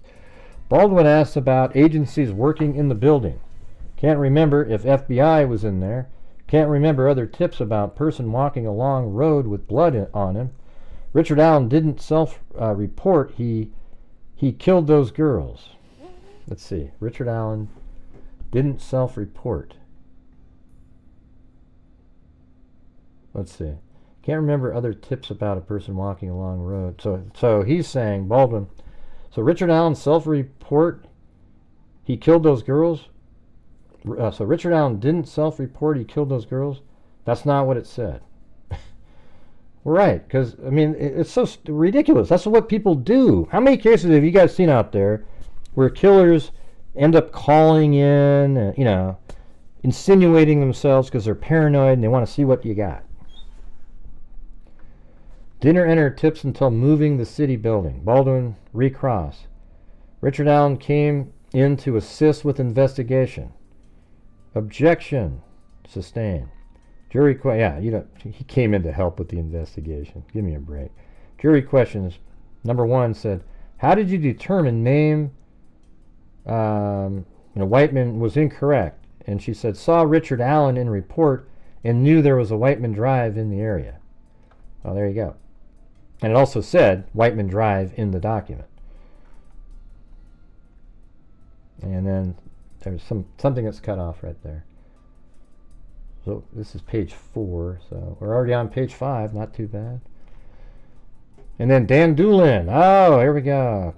Conservation officer, employed for 26 years, currently a captain, was lieutenant out of Lafayette Post, became involved on February 16th, 2017, ironically the same day that Richard Allen called the tip line. And he came, and he was assigned there to assist investigators in any way. He was asked to follow up on leads. Started on February 18th, this was his first time out. And on the very first day, everybody, he meets Richard Allen. So on February 18th, 2017, they had a lead sheet printed out and would hand out, it says, had name, method of contact, basic description of tip. How many did you do per day? Varied, didn't do them every day. Do you recall getting a lead sheet on Richard Allen? Yes. Original lead sheet on Richard Allen contains who took the lead, the person who reported in this case, Rick Allen Whiteman. Picked up lead sheet on February 18th. Contacted him by phone, and they spoke with him, and Dan Dulin requested from Richard Allen to come to his house or interview room. Richard Allen denied both those requests, which is, interesting too. He wanted to meet in a grocery store parking lot. Doesn't recall phone conversation. Let's see, what's this say? Allen wrote note to his lawyer during this, described by fellow reporter as emphatically. So he wrote that regarding Richard Allen denied both requests. Oh yeah, so Dan Dulin is making it seem like, by the wording here, that Richard Allen denied that he wanted to meet. Oh, and that's right. And that's why Baldwin or Rosie comes up later and says, well, he was going to work, so he wanted to meet you there. Okay. So maybe that's what he scribbled down really quick, emphatically, right? So let's see if that pops up in here in a minute. Richard Allen denied both requests, wanted to meet in grocery store. So Richard Allen is over here scribbling frantically denying that in a grocery store parking lot. Doesn't recall phone conversation. Dan Dulin. Met in a grocery store parking lot. Discovered his last name wasn't Whiteman. Said he said he was on trail between 1 and 3, but adjusted it to 1:30 to 3:30. Isn't that amazing? So originally, Richard Allen said, hey, I was there from 1 to 3. Well, no, it was 1:30 to 3:30. And then years later, he says, oh, yeah, I was there from 12 to 1:30. Completely outside of that range. I mean, this guy, that's amazing. So he knew right there. Even here, 1 to 3. Oh, yeah. That's crazy. Because he thought you're going to have other information. Richard Allen indicated he saw 3 girls at the Freedom Bridge. Said he parked at the Farm Bureau parking lot. It was clear he parked at the old DCS office. You know, so he did say Farm Bureau parking lot. However, he said later in an interview that it was by an old building. The Farm Bureau building is downtown Delphi. Does that make any sense at all? That you would park here, walk all the way through these neighborhoods way over here, or would you simply be parking at the abandoned CPS building, which is right next to the Freedom Bridge, and this is a place that people would park, and he said next to the old building, and other interviews. Right? But if you want to believe, if you're a Richard Allen lackey, then you're gonna believe anything. You'll come up with the craziest excuses in the world. It was clear he parked at the old DCS office, said he walked to the Freedom Bridge and then to the High Bridge. Wasn't paying attention because he was looking at stock ticker. Interview was no more than 10 minutes. Didn't record on video or audio. Asked for phone information. He gathered his MEID number and MEID X number. Typed up summary of report with photo of ID and sent to investigators. And he typed up notes, driver's license information and photo. Richard Allen was heading to High Bridge. Didn't say which way girls he saw were going. Yeah, well, he didn't say that. He just said he passed 3 girls. So here's the way it works. He got here, and today they actually show at some point a vehicle matching the description of Richard Allen's vehicle, including really specific information about the rims and everything, driving by the Hoosier Harvester. And if you've been following my channel, I go over this stuff ad nauseum, where people are probably like, yeah, Gray, we know.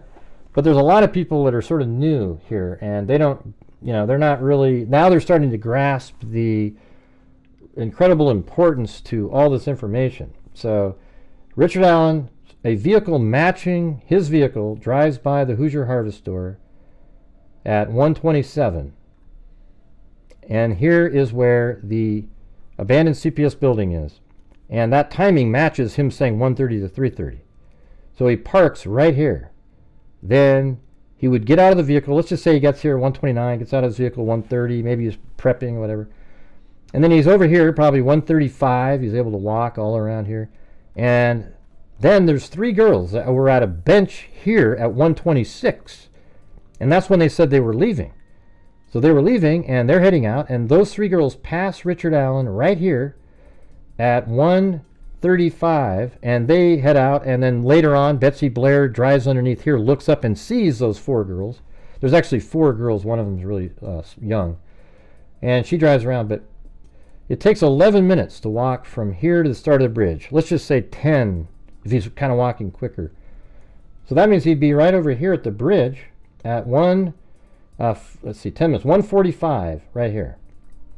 Well, Betsy Blair, she drove by the Hoosier Harvester going this direction at 1:46 and got out of her vehicle and started walking to the bridge. Now, Richard Allen would have to be sprinting like Carl Lewis to run like this and get past where Betsy Blair is turning so he could be over here where she wouldn't have seen him.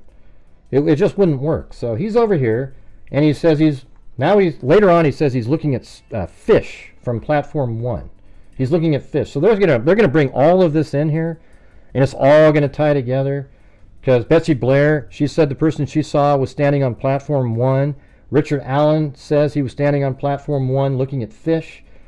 And when she gets there, she's only right here, by the way. So I figured this out, and I sent it on to one of the investigators. I know you don't like that, you guys out there.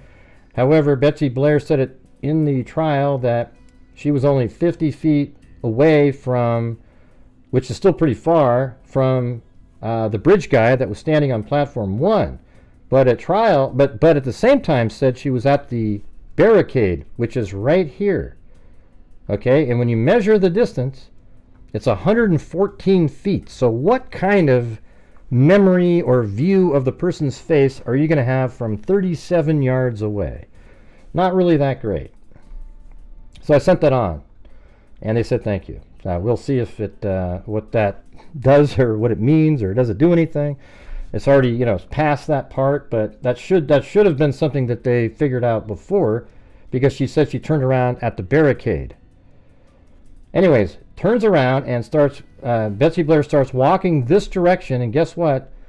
Just after Betsy Blair got there, 2.5 minutes later, the girls, Abby and Libby, were dropped off, and they start walking down the trail. So when Betsy Blair's leaving, she passes the girls. Richard Allen, he claims he didn't see Betsy Blair or the girls, and yet this is where he must be. The girls then pass Richard Allen, likely here, and he probably backs up a little bit and hides in this area. And then once the girls are quite a ways across the bridge, he hustles across, just like I have in my video that I put out. If you haven't seen it, you should watch the animation that I just put out. It really gives you the full length of the bridge and all the different elements, the 2 photographs and the video and everything, and it's timed up. All right, let's get back to this. Yeah, and so the thing is, oh, and look at it like this. Every single witness so far, when shown the picture of the bridge guy, said that the person they saw on the trail is the person in Libby's video. Richard Allen, in his interview with Dan Dulin, is admitting that he's the person that these 3 girls saw, Bree, Riley, and the others, that they saw is the bridge guy. I mean, he's basically saying, I'm the guy that they said is exactly the same person that's in Libby's video. Okay? So at that point, he's basically saying he is that person. So, I mean, today is just sort of putting everything together. You know what I'm saying? This is like, it's starting to, you'll see it in its circumstantial stuff, but it's so clear at a point where you can't get out of it. And this is how I've felt for a long time, but now it's even more, I mean, if that's even possible, it's even more strong at this point.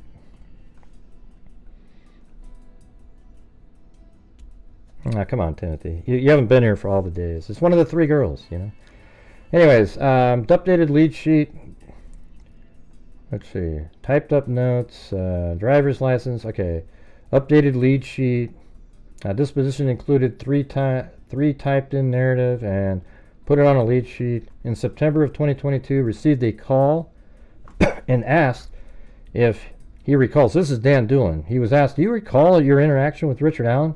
So he did all this stuff back on February 18, 2017, and then 5 years later, he gets, or, you know, almost 6 years later, he gets called, and he says, do you recall your interaction with Richard Allen, they asked him. He said name didn't sound familiar. He searched computer and found a document he typed. He met with Mullin, prosecutor, investigator, did some further research on him. Found phone number and email for Richard Allen. Found fishing license for Richard Allen and wife. Had name, oh, this is also interesting information. Had name, address, phone number, height, weight, date of birth. When he purchased his fishing license, he changed his height from 5'4" to 5'6" in April of 2017. Wow, what a miracle. And he also just decreased his weight on that. Thought it was uncommon for an adult to increase height. And then down here it says Captain Dulin points, let's see, it says not physically out Allen in courtroom. First time someone has done that. So here we go. Now Dan Dulin says that's the person right there. That's Richard Allen that I talked to. And that sort of eliminates the stupid argument that the defense is trying to make with the name Whiteman. Hey, thanks, Rebecca Hayes.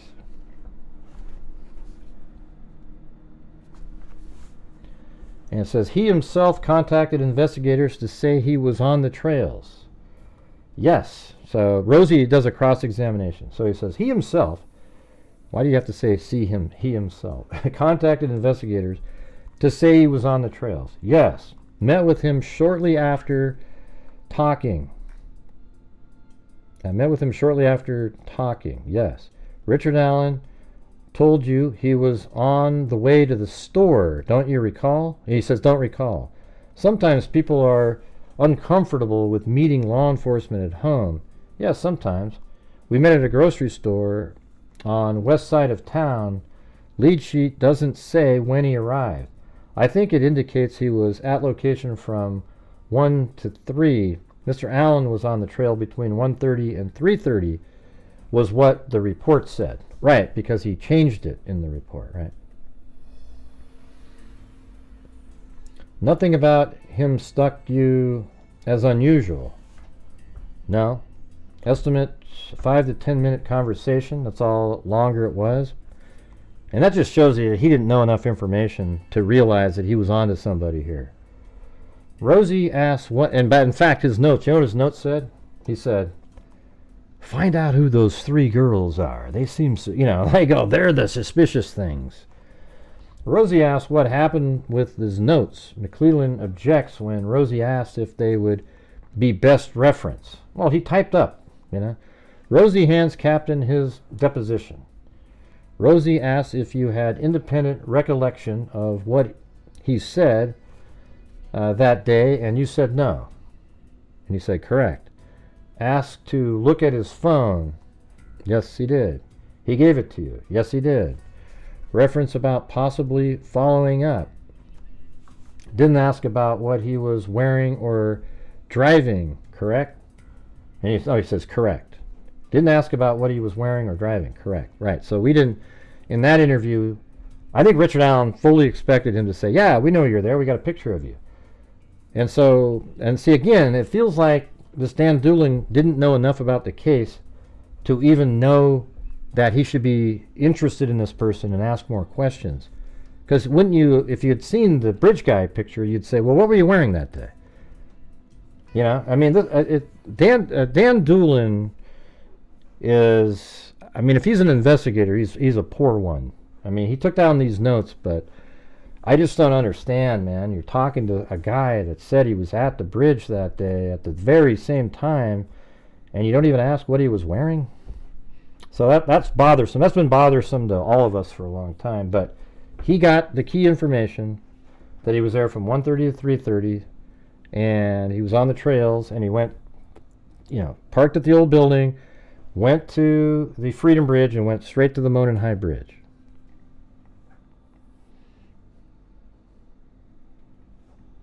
Huh? Let's see. Possible, you don't know who inputted change in height. No. Possible for someone else to purchase a license for someone else? Rosie suggests it could have been his wife. Okay, so his wife goes in and buys the license for Richard Allen, right? I bet you law enforcement has proof of whose card was used. Rosie suggests it could have been his wife.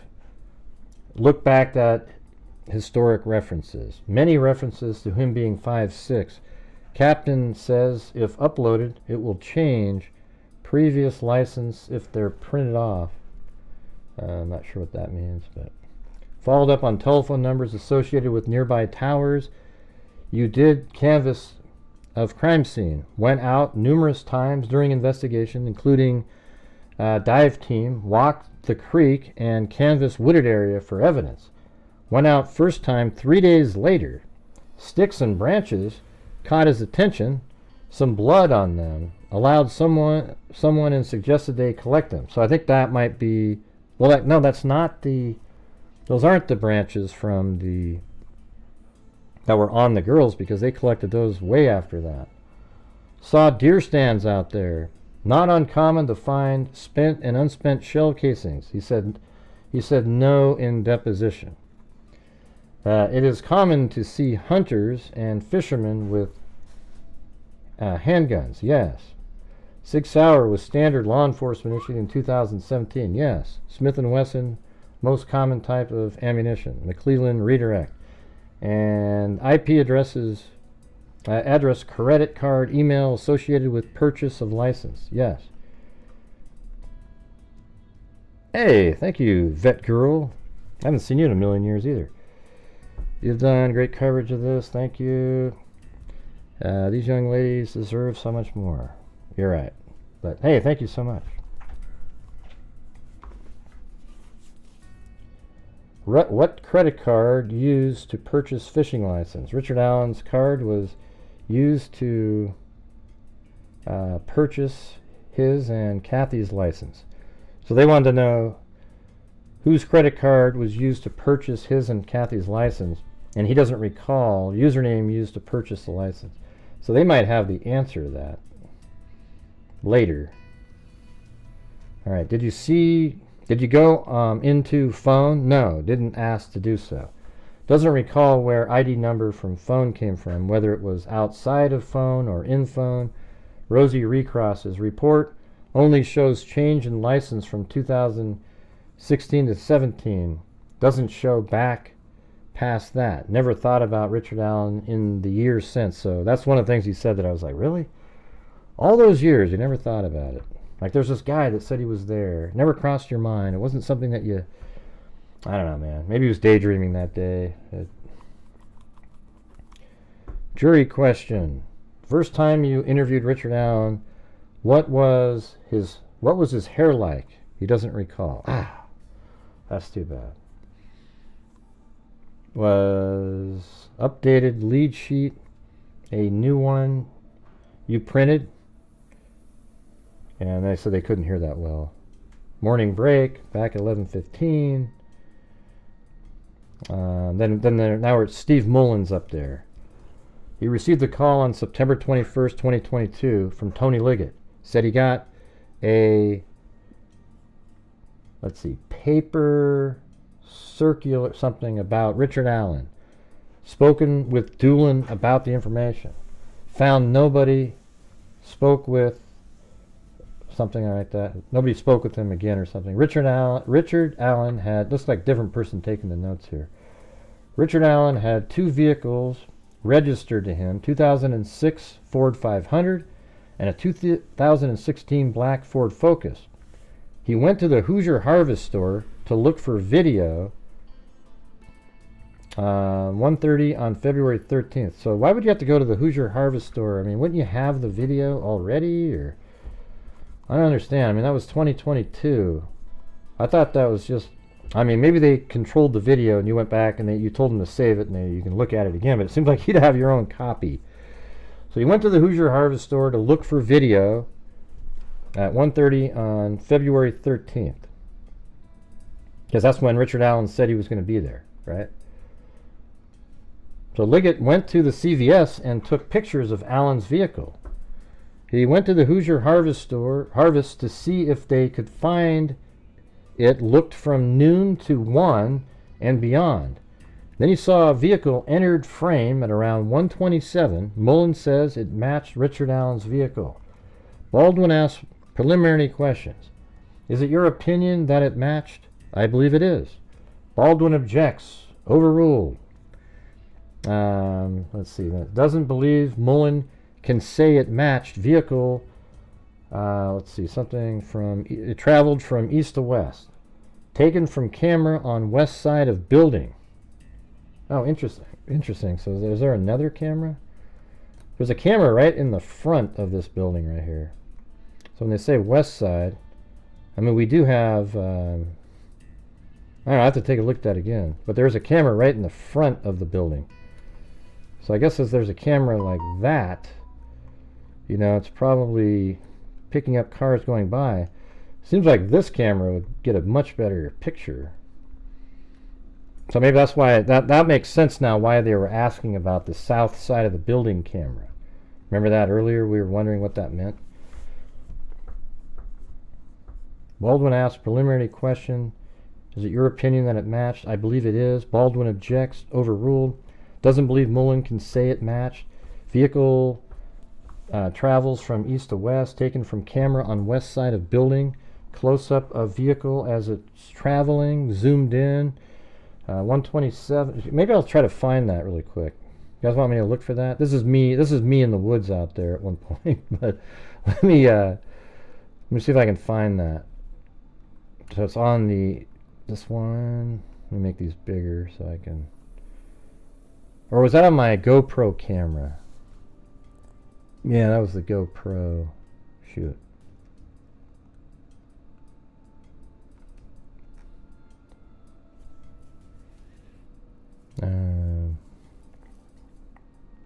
Yeah, there's Delphi, GoPro, Delphi. Let's just do all here. Is it that one? I think it's one. It might be one of these really quick. Let's just see. Oh, this is when I went to Richard Allen's house area and then drove out there. That's not the one.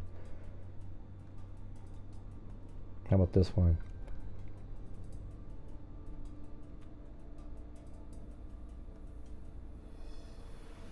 No, I don't think. Okay, that's me driving the other direction. Yeah, and this is the cemeteries on the left. I think I just passed it. Yep, there it is. Cemetery right there. I'm just looking for a particular video.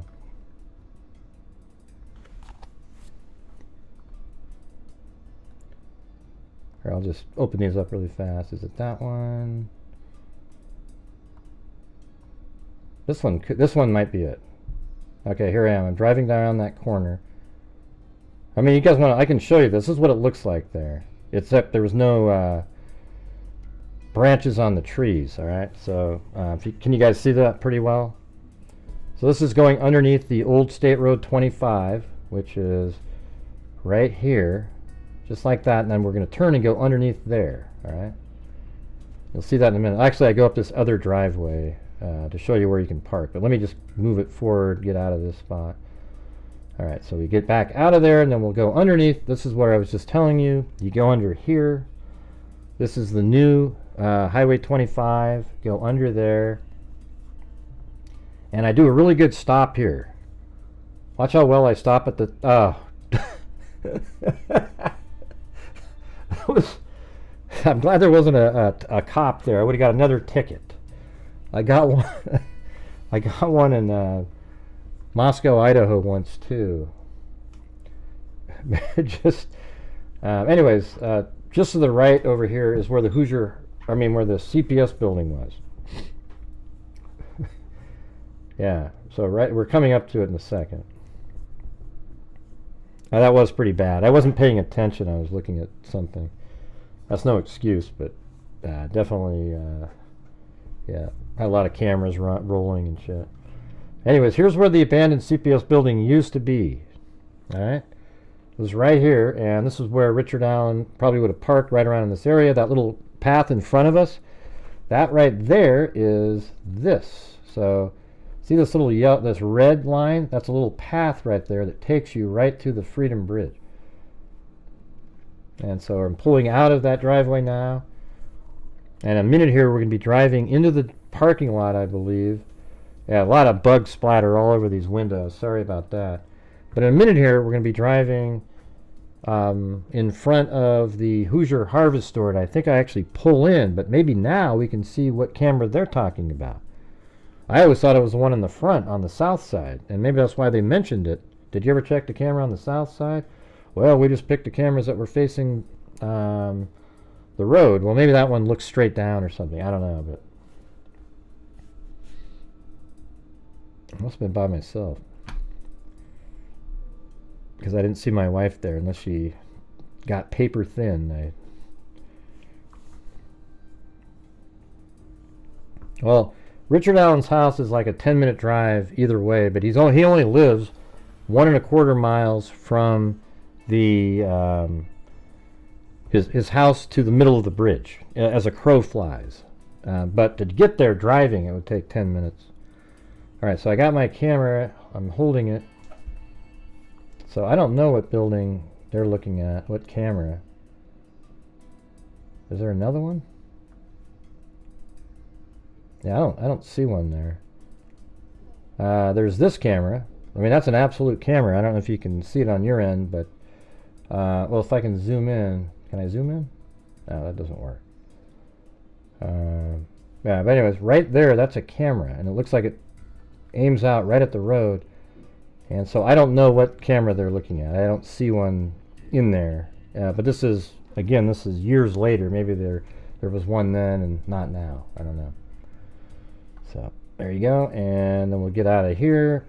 That's the Hoosier Harvest Store. Take a left. This is 300.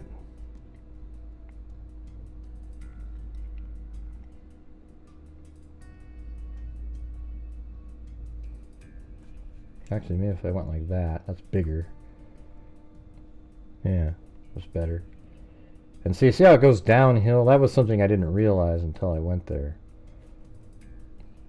This is last September, and you can see the trees are totally full of leaves. Now see right here, that little barricade on the right? That wasn't there, you know, and back in 2017 you could pull in there and park.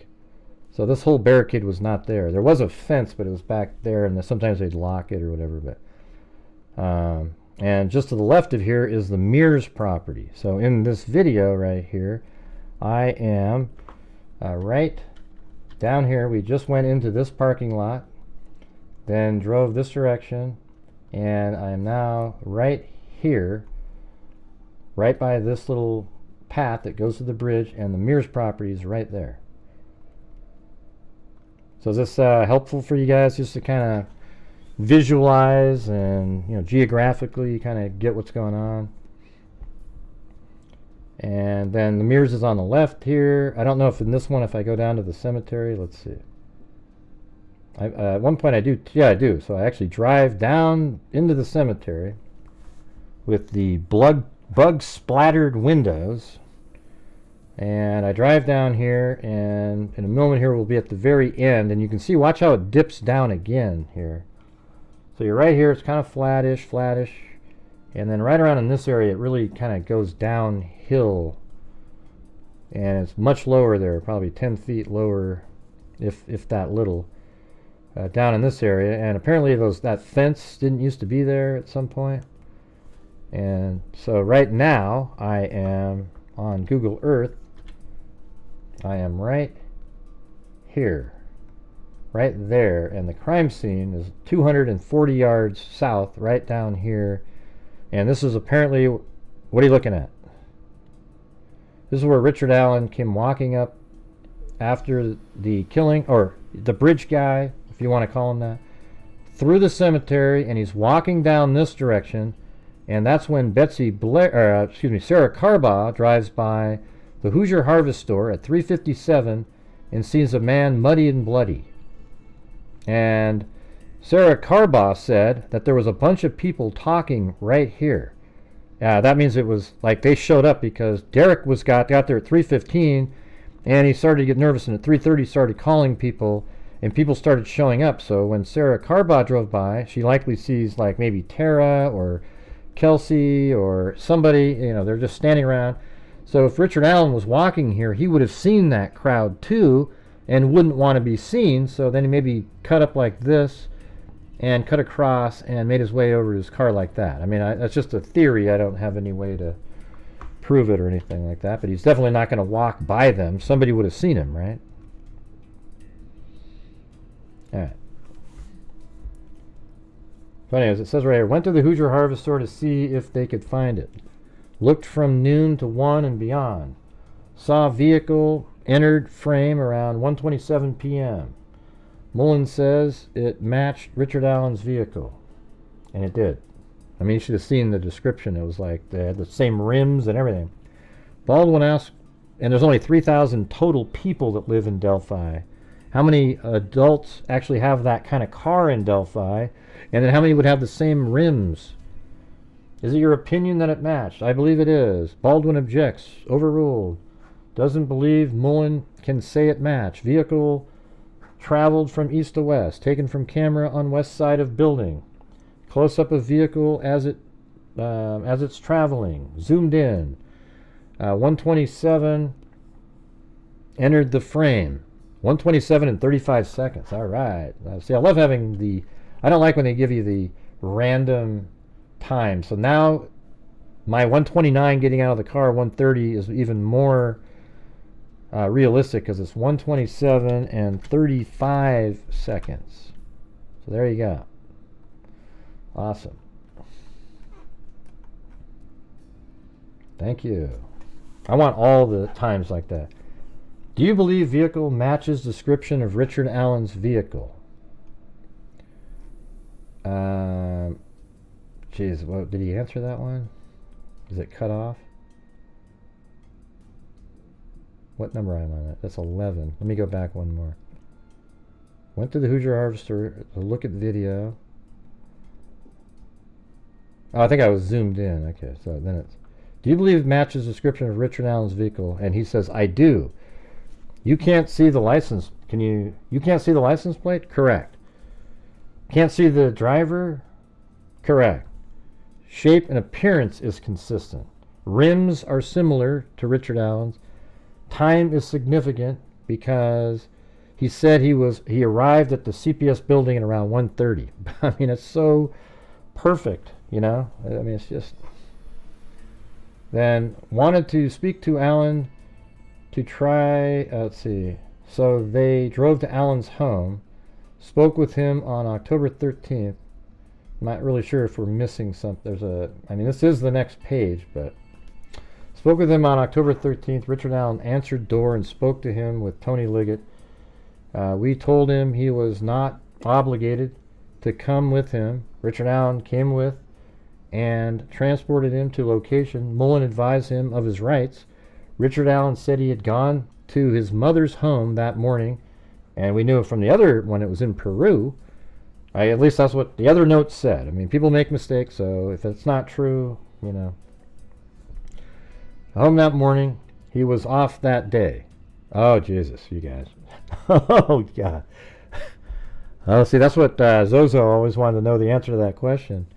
And there it is. He was off that day. Yeah. Yes, Richard Allen was off that day, everybody. And that's why he's at the bridge while everybody else is working on that day. I mean, who in the hell else? What other male in Delphi is on a Monday is at a park at 1:30? Well, they're working, you guys. And so he is there. And I'm talking about somebody of his age. He was 47 or so at the time. That's awesome. The return home. So look at the other notes that we read earlier said that he went to his mother's home in Peru, Indiana. And then he says, then he returned home and got his jacket and went to the trail. I mean, almost like he was on a mission, right? So let me ask you this. Is it possible he learned something while he was in Peru, Indiana, that made him want to hustle home and get to that park? Is there something? I don't know. Keegan Kline lived in Peru, Indiana. That's just a side theory. I don't have factual information on that. Something to keep in mind, though. Well, that's Richard Allen did it, that girl. We already know that. All right, let's see. And we don't know if he... That's one of the things. I mean, every killer has to have a first time. And there may have been some stressors that led to him finally acting out. But I can't... I mean, yeah, you would think he would have done it before, but we don't know. Yeah, he went to Peru, Indiana that morning. Or he went to visit his mom. And then he goes straight home and grabs his jacket and he goes to the bridge. And he's on a mission. He's got his head down and he's hustling. That's weird now. Right? And we were told that there's no connection to Keegan Kline, and that alone doesn't connect them. But it's the same town that Keegan Kline lives in. And so now that makes it more interesting for me. How about you? Any of you guys? Because I'm way more interested in that now. Richard Allen said he arrived at noon and left at 1:30. See, that's when he changed it. Okay, so then it says, Richard Allen said he had gone to his mother's home that morning. He was off that day. Then he returned home, got a jacket, and went to the trail. He said he walked past 3 girls and was on the phone looking at stock ticker. Richard Allen said he arrived at noon and left at 1:30. Boy, what a miracle that he now has a time that he got there at noon and he left at 1:30, which is exactly outside of the range that he gave before, saying he got there at 1:30 and left at 3:30, likely because over the years he realized that it was an important time frame, and now he'd like to place himself outside of that time frame. Unfortunately for Richard Allen, he can't do that because in this animation right here, these 3 girls right here, they were over at this bridge probably at the latest at 12:20, and they made it to here by 12:43, and they're on the trails and they're walking around, and then at 1:26 they're right here at a bench. Okay, they don't see anybody, and it's only at that time when they're leaving do they pass the person that Richard Allen claims himself to be, and who the 3 girls said is the guy that's on the bridge in Libby's video. And so those girls effectively cleared the trail during that time and only saw him when he came in when they were leaving. And their time's verified because at 1:26 they took a picture at the bench and left. And remember, they sent a text message to Libby saying, hey, we left 10 minutes ago, just as she's getting there or on the way there, which also verifies the time that they left. So don't remember about that one. Don't forget about that one. Okay. So anyways, Richard Allen, okay, wanted to speak to Allen, so they drove to Allen's home, spoke with him on October 13th. He answered the door and spoke with him and Tony Liggett. We told him he was not obligated to come with him. I'm just repeating what we just did. Richard Allen came with and transported him to location. Mullin advised him of his rights. Richard Allen said he had gone to his mother's home that morning in Peru, Indiana, according to Wish TV. He was off that day, then returned home, got a jacket, and went to the trail. Said he walked past 3 girls and was on phone looking at stock ticker. Richard Allen said he arrived at noon and left at 1:30, conveniently changing the time from his 1:30 to 3:30 from before, but the time is verified by all the girls and witnesses and himself on the trails. Started at the trailhead and walked to the high bridge. So he went straight there after passing the girls. Renee says not bringing jacket means he likely didn't plan on going originally. Something changed. Yeah, well, that's a good idea. That's a good thought there. So while he was in Peru, did he even visit his mom in Peru, for example? Was he just talking to perhaps the clients? Very good observation there, though. I like that one. Yeah, so he goes home to get the jacket now and also all of his supplies that he was holding underneath the jacket. Said girls were walking away, it says Richard Allen said he arrived at noon and left at 1:30, started at trailhead and walked to the high bridge. Said he walked on the bridge to the first platform. And man, I sure as hell hope the jury remembers that Betsy Blair said that when she got to the barricade, she saw a man standing on the first platform. Can I get a boom? Yeah, and he said he was looking at fish. Said the girls were walking away, which Mullin interrupted to mean they were going west. Richard Allen believed he was driving 2016 vehicle. Said normally goes to trail through city, but may have gone through country. Would have had to pass by Hoosier Harvest Store on County Road. Well, here's the thing. See, I know what I'm just, while I'm reading, I'm thinking about what the defense team is going to try to say. So they're going to try to make it seem like when the girls got there, Richard Allen was leaving like that almost, backwards. See that? And he was leaving while they got there around noon, and then they traveled to the bridge, and they're over here at the bridge. But then, where was Richard Allen then? So they're coming, well, that can't be the case, because he said he left at 12:30. But when he saw them when he was coming in, so let's say he's coming in and the girls are leaving, but the girls have a verified timestamp of when they're leaving. He's toast, man. The only claim the defense has here is the 3 girls that he saw never came forward, and it's a completely different set of girls who saw somebody who looked exactly like Bridge Guy 2. That's amazing. Hey, CR gifted a membership to Sarah Tequila. Yeah. And by the way, check out my last 2 videos if you haven't seen them, especially the second 2 ago, where it shows the entire crossing of the bridge, and I use animation characters on the bridge to show where each thing happened, even at the point where the bridge guy has the girls go off the end of the bridge. Said girls were walking away, which Mullin interrupted to mean they were going west. Richard Allen believed he was driving a 2016 vehicle. Said normally goes to trail through city, but may have gone through country. Yeah, exactly. God, he even said it himself. He normally drives through the city, but, I may have gone through the country. And see, all the theories that I've had over the years seem very likely now. It's amazing. It's just crazy, right? But I think he drove like this, through the country, and then he gets to 450, goes up this way, a left. I drove this route, took 10 minutes. West 300 North, over right here by the cell tower and Ron Logan's property.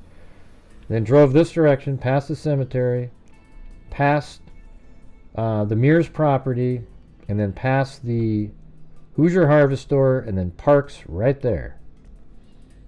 It's just crazy. It's crazy. It's like it's weird seeing this. I think that's probably why I hear rumors sometimes that law enforcement appreciates the stuff that I put out, because it by God, it's actually accurate shit, man.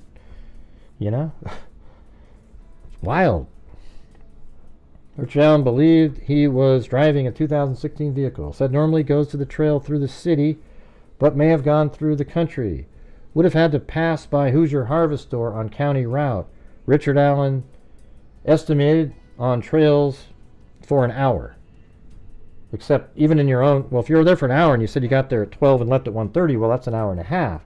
The other time you said you got there at 1:30 and left at 3:30, well, that's 2 hours. Oh, Richard. Oh, there's one more pager. Mullin showed him bridge guy picture. Listen to this, everybody. Mullin showed Richard Allen the bridge guy picture. Richard Allen said, if picture wasn't taken with girl's camera, there's no way it could be him. Okay, but let's say it wasn't taken by your camera. Could it be you then? Well, sure, because it is me. But if she took it, it can't be me. I mean, what I'm saying is that is me, but it can't be me because she took it and I didn't do it. Richard Allen then terminated the interview, drove back. Mullin confirmed Richard Allen owned a 2016 Ford Focus because he said it was new. Yeah, and so there you go. 2017 is when this happened. 12:10, 1:30 resumed. Okay, anyways. So there you go, everybody. You got all the early stuff. Huge information there. There's really big information that came in the afternoon. I'm hoping I get the notes for that too. If not, we'll go over the Wish TV stuff again and just kind of go over the whole thing. Pretty crazy stuff. So what did you guys think of all that? Pretty amazing, right?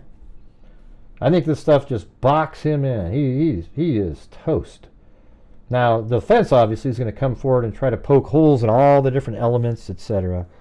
But the prosecution just needs to come back in. And by the way, I mean, what do you do after everything we just heard? Now we're going to hear that a bullet that was left at the crime scene was ejected from his gun.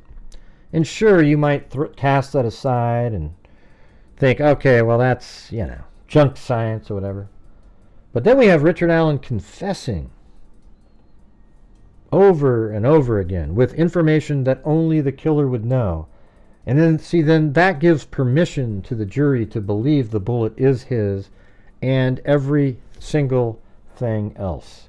Even though it's all circumstantial stuff with, some, like the ejection marks aren't circumstantial. It's like really a scientific thing, but you might be able to counter it, right? And what was the other thing? before we get out of here, what was the thing that he said to Holman? He said, I'm done or something. He goes, do you need us to sign anything in case we destroy anything? And he goes, I don't care, I'm done. Or like he's finished, you know, like he's, what was it? The actual wording was better. Let me see, do I have it in here? Yeah, it's over, that's right. He goes, I don't care, it's over.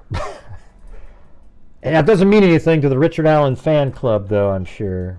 Doesn't mean anything to them. All right. Anyways, thank you guys all for being here. I appreciate it. I'll be back on later. This went longer than I thought, but you know, wasn't too bad.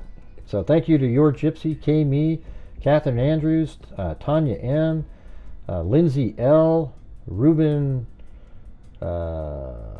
Macias, I think, and then Sieb 3835. Then Yonder became a new member. Then Cheryl Bullock, Nina Armstrong, Lady Beekeeper. Thank you for all your work, caring for the community with all your donations, etc. Then Herbert Landscaping, a new member. Then Joe Lee gifted 5. Then Nina Armstrong gifted 5. Then Herbert Landscaping donated a cat eye donation. Absolutely love your content, Gray. Glad I'm finally a freak. Well, I actually missed it when you became a freak in there, but I just read it just now. So thank you. Very cool. It looks like he has a Grateful Dead image on there. Then Ivan Victor has been here for 13 months. Jamie Nasser, Nina Armstrong did a double cat eye have been subbed for 7 years for a reason. Gray is the best at factual and detailed information. Freaks unite. That's awesome. Then Nub Fisher, Rebecca Hayes gifted a membership. Then Billy, Sammy Day gifted 1. Then Lisa Lou 212.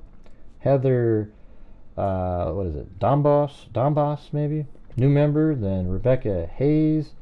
Then Vet Girl did a cat eye. Then CR is been a member for 5 months. Then Georgina Stoliker gifted 1 to, don't know who got it. And then Nina Armstrong, Madeline, Adamo, or Adam Mui, not really sure how to pronounce that. Then Renee, CR gifted a membership, and Sky from Australia. So thank you guys very much. And man, it's just so interesting to finally get some answers. Almost every single thing that they're talking about are stuff that we've talked about, like, gosh, if we just had that piece of information. And the cool part is every time one of those pieces of information is answered, it tightens the noose even more around Richard Allen. All right? So very cool, everybody. And I do exist. I'm down here in the bottom here. I didn't have it on the screen. Didn't want to take up some of the space. But thank you all very much for watching. We'll probably see you guys in an hour, like 2 hours, maybe 6 o'clock, 7, 6:30, something like that. So thank you again. Maybe we'll do a call-in now tonight with this information, because I want to hear what people are thinking about this, all right? So thank you for being here. We'll see you guys later. And as I always say, until next time, be safe out there. And a 1 and a 2 and a 3 and a 4 and a 5 and a 6 and a 7 and an 8. And a 9 and a 10 and 11 and a 12 and a 13 and 14. I already was doing that. Why are you saying that? During this whole Because I want a great change. That is a crime dissector, flag rejector. I'm a certified human lie detector. Gonna get ya on a stretcher if you try and play me like an old projector. Crime sector is my nectar. Professor Gray is gonna give another lecture. Crime collector, freak connector, and I'm always gonna be a pup protector. Fool deflector, interceptor, and I'm meaner than a spectre with a vector on his pector. With all respect, y'all, just remember I've a temple fucking check ya. I have no agenda, I'm no pretender, and I'll serve it to you straight without the blender. And in the end, I'm gonna send ya on a mission to reveal the true offender. Hey, it's Kelly S. Get right back to work. Hope I got all your suggestions today. Anyways, thank you all for being here. We'll see you guys later. Be safe out there.